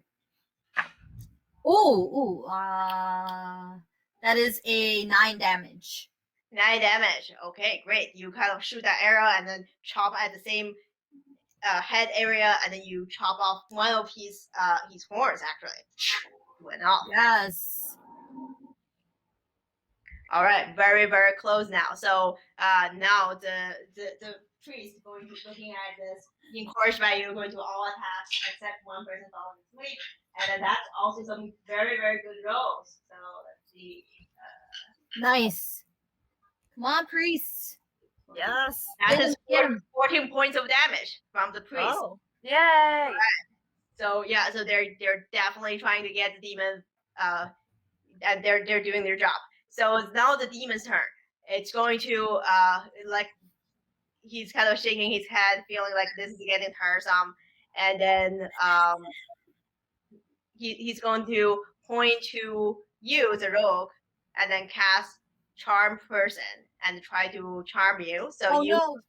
you will need to make let me see, wisdom saving throw. Okay. Let me just check my modifiers.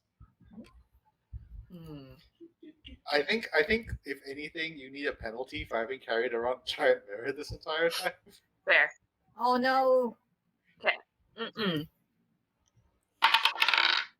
20.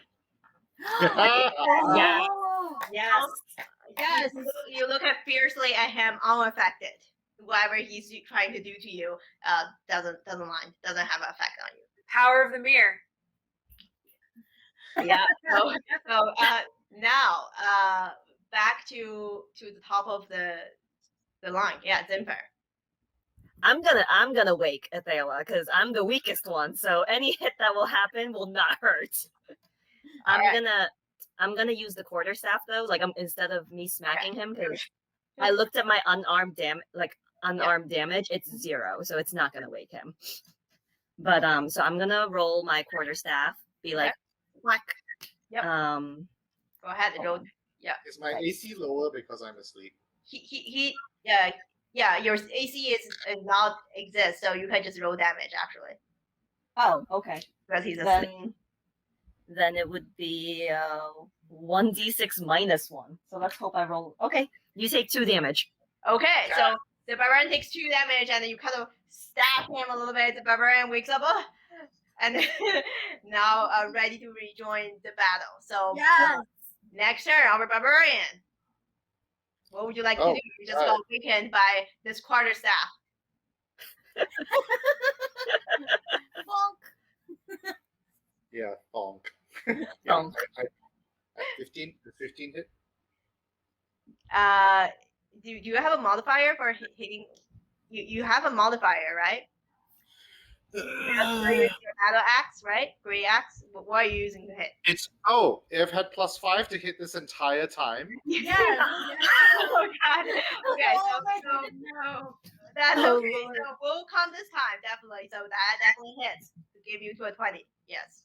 Yes. Okay. Go ahead. Do your damage. But does that crit? It doesn't crit, right? It doesn't crit because it's not a natural 20. But you definitely hit.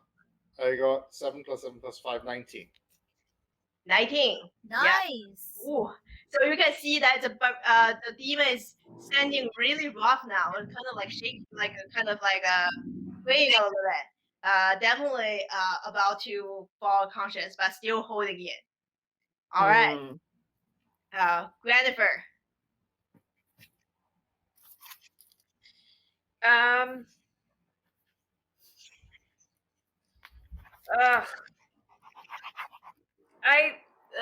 I want to attack, but at this point, it's like, what's the point? I believe in you. We leave yourself. Jennifer. You know what I mean? Like, I basically just have a sassy attitude in a mirror at this point. That's kind of all. I believe. You know, So maybe- I'm just looking at you. You have 2 weapon fighting. So if you want, you can make 2 attack. Try 2 attack with the sword, short sword. So you can attack twice. Yeah. Okay, cool. Oh my gosh, I roll a 15. 15 plus what? Your +2 modifier 17. Oh, so yeah. that hits. Oh, it's Maybe you'll land a killing blow. Yeah. Roll again. Because you are attacking twice. 2 weapon fighting. Roll twice. Yeah. 12. 12 + 2 is 14. So that That No, doesn't 10, it's 10 plus 2, so 12. 10 plus. Okay, so the second one doesn't hit, but the first one hits. So roll damage. All right. Coup de grace. Coup de grace. Coup de Who One. does it? What was it? Roll the 1. No, no. No! Oh no. So you finally got that toenail stab that you wanted the first turn, and then like it's definitely like ow, and then like looking at you, and then like very mad, but still standing. Okay, just like barely though.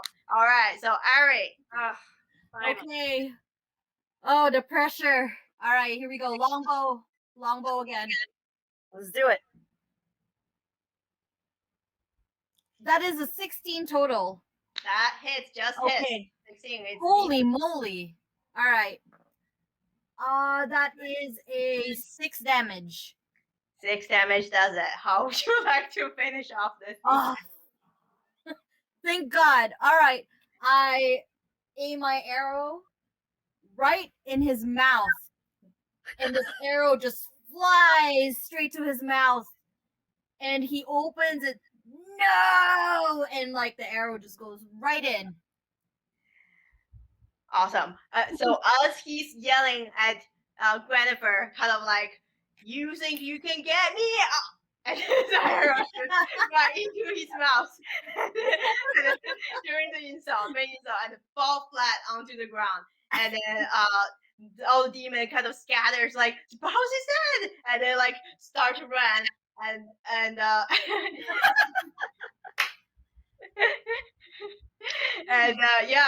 yeah, and then now the demon is lying on the ground. You finish him. Yeah! Well done. We did it! We We killed did the demon! Yeah. So as you kind of like look around, now the demon is on the ground. What would you guys? All the other demons run away. You are just? I assume you guys are just letting them run. They can Yeah. run. They don't have a Yeah, boss. they can Yeah. run. Yeah. So they just all the demons are scattered around. Now you guys are alone in this beautiful empty cave, with no demons, but with lots of treasure. Yes! What would you like to do? Shiny things for Gwennifer. Oh, it's my dream. It's come true. All the shinies. Oh, I am just going to loot like I've never looted before. Yeah, so all you guys just start looting and grabbing. Everyone roll an investigation check for me to see Okay. what you get. Sure. Ooh. Not great. 13 total. 14 total. 9. 9. Is that a 3? Calvin, I can't see it. I can't see it. Oh, 13. Okay. All right. So our barbarian friends, you basically found around 500 gold pieces Whoa. in this cave, and then also one big diamond, shiny jewelry. Yeah. And then Gwennifer, what did you roll? 9. 9. Okay, so you look around, you found 250 gold pieces, and also you found this beautiful gem necklace. Okay. And then you don't know what it does yet, but it's very shiny and pretty. Mhm. And then Zinfer, you found same amount of gold and also some silver pieces. And you weren't really trying very hard anyway. You were just like kind of moving around with your staff, and then you found this kind of a small shiny object because your detect magic is still happening. You did see a magic aura coming from a pearl. You don't know what it does yet, but you have a pearl. And Cool. Ari, what did you roll again? 13. 13. Okay, so you found 500 gold pieces, and you also found this this kind of huge crown that's probably belonged to a local kind of like garment or some kind of like foreigner, like probably got from a foreign acquisition, because people don't wear crowns like this here, right? So you were like very confused by what this is, but it's really interesting, and it seems like it fits on your head. That's awesome. All right, and the Cool. priest, Cool. yeah, priest Well also done, came team. around.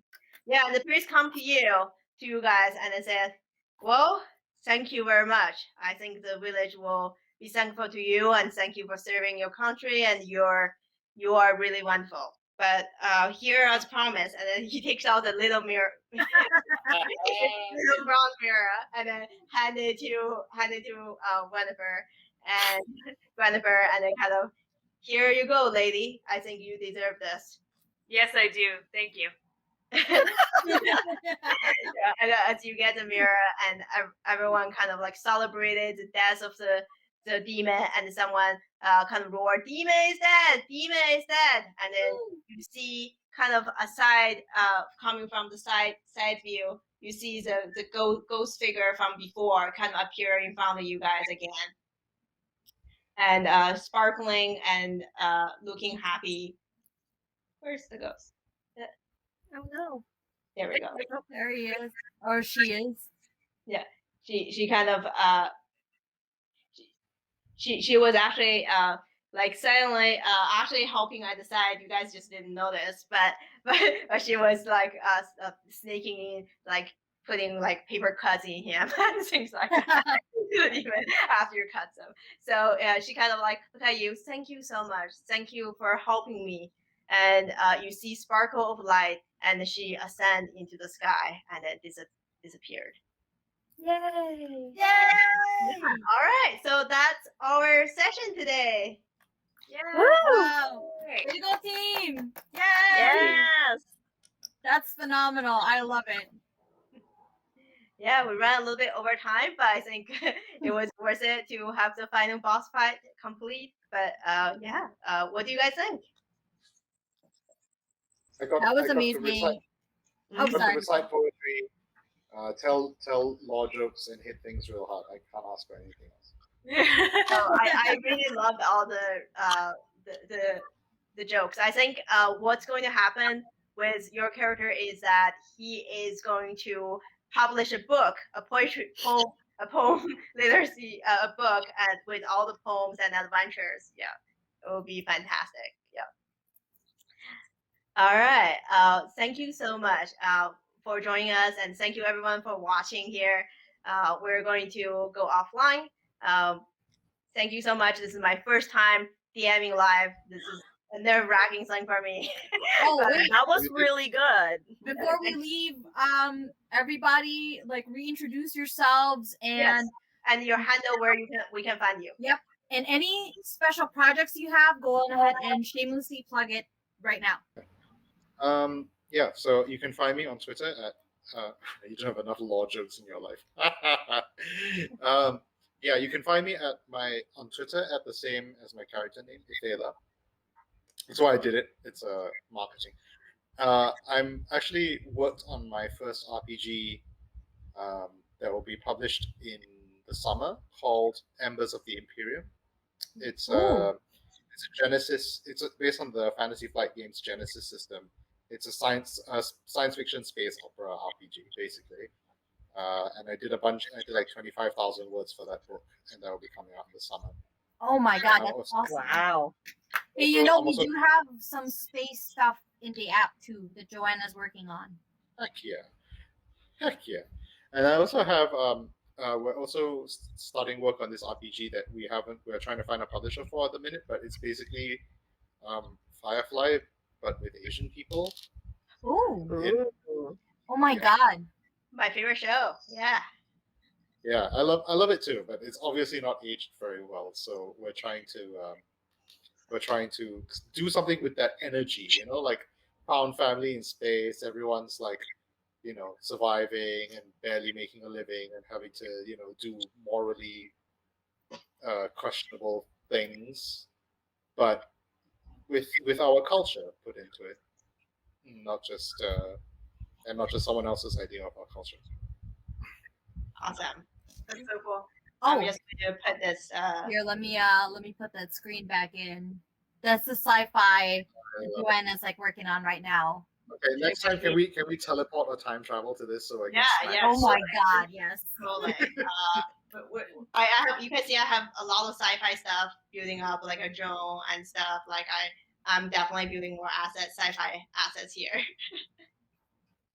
So, but yeah, It's really cool. One of the deck. and she also made like a pirate scenario, like a pirate ship. So this is just a few of the things that Joanna's like working on right now. So This is the best app. thank Awesome. you. I'm so glad you guys like it. All right, Anya. Anya. Hi. Yeah. Well, thanks for the invitation. Thanks for letting me be an absolute nuisance in this. You are no, amazing. No, that was Everyone fun. did amazing in this game, so I love it. I unfortunately, with a lot of friends that I play D&D with, I have a bit of a reputation. Like one time I skinned a bugbear and then made a bunch of goblins run into the bugbear outfit and basically Trojan horse their way into a town. So Noted. We're gonna have a bugbear on the next game now. amazing. It's a lot of nonsense that I bring to this game, but I appreciate the opportunity. Yeah, my handle I just put in my name. My Twitter handle is just at ANYAYNA. A lot of dancing, yes. In terms of stuff, I don't know if you have any Kickstarter questions, hit me up. Happy to chat. All right. And Janet? Janet. Yeah, thanks for having me. I just am always down for a game. I don't normally play D&D quite so much. I play Pathfinder a lot more, but getting back into it. As far as can follow me on social media if you want to. It's a hot mess down there. Twitter is TBJANET, so TB Janet. I've had that handle since I was 10 and I'm keeping it. Or actually, no, the Twitter one has an underscore after it and Instagram doesn't. But and then if anybody wants to talk some activism work, I sometimes just spew things out on Twitter. I do that. And join the Black Asian Alliance Network on Facebook, as well as across all media platforms. Yeah. Awesome. So I guess it's my turn, right? Yep. So hey again, everyone. I'm Monica Pepperaki. I was doing all the tech today, so thank you for everyone's patience. You can find me at Geeks A Go Go on all social media platforms. You can also find me at CartographR. Joanna and I both manage our social media accounts. Big thing that we're working on right now, we just qualified for the NYU Entrepreneurship Challenge finals. So we will post links on that challenge. I think there's at the end of it, there's like a voting. So you can vote for us right after we do our presentation on that day, and we will make announcements on that. But yeah, so far, we're working on the app right now. Joanna is hard at work with the technical aspects of it. I'm hard at work with the convention marketing stuff and all that fun stuff. So yeah, look forward to our launch pretty like next year. So Definitely. Thank you, everyone, for joining this. And I'm Joanna Liu. You can find me at on Twitter at Joanna H Liu, and then you can also find me cartographer_AR at all different platforms. And also, like this is just such a fantastic opportunity to play with awesome people like you guys. I'm really hyped, and I want to do it again. Yeah, so we're running a couple more games next couple weeks. We have one set up on May 8th right now. We have some guests for that game as well. It will be a different story, so definitely tune in. So yeah, so as we talked about, like the entrepreneur challenge at NYU, it's a big deal. Like because it's really difficult for a gaming kind of like specific or even not much a tabletop gaming company to make that far, and competing with people from all different industries in a business challenge. And it's really showing how our community has grown and how amazing this community is and how supportive you guys are, making it even possible for us to be there. So yeah, I'm just very hyped and very grateful. So yeah, thank you so much. Yeah, thank you. We are grateful for special guests today. Anya, Calvin, and Janet. We absolutely enjoyed playing with you guys again, and hope we play with you in the future. Absolutely. Great. Yeah. Thanks for having us. All right, guys. All I right. guess that's it. Any last words before we sign out? Yep, just stop agent hit. Go to that organization, learn more information if you Mhm. need to. Definitely, all you need is love. I'm going to leave this with. All you need is love, really. All All right. right. Thanks, Thank you. everyone. All right. Bye.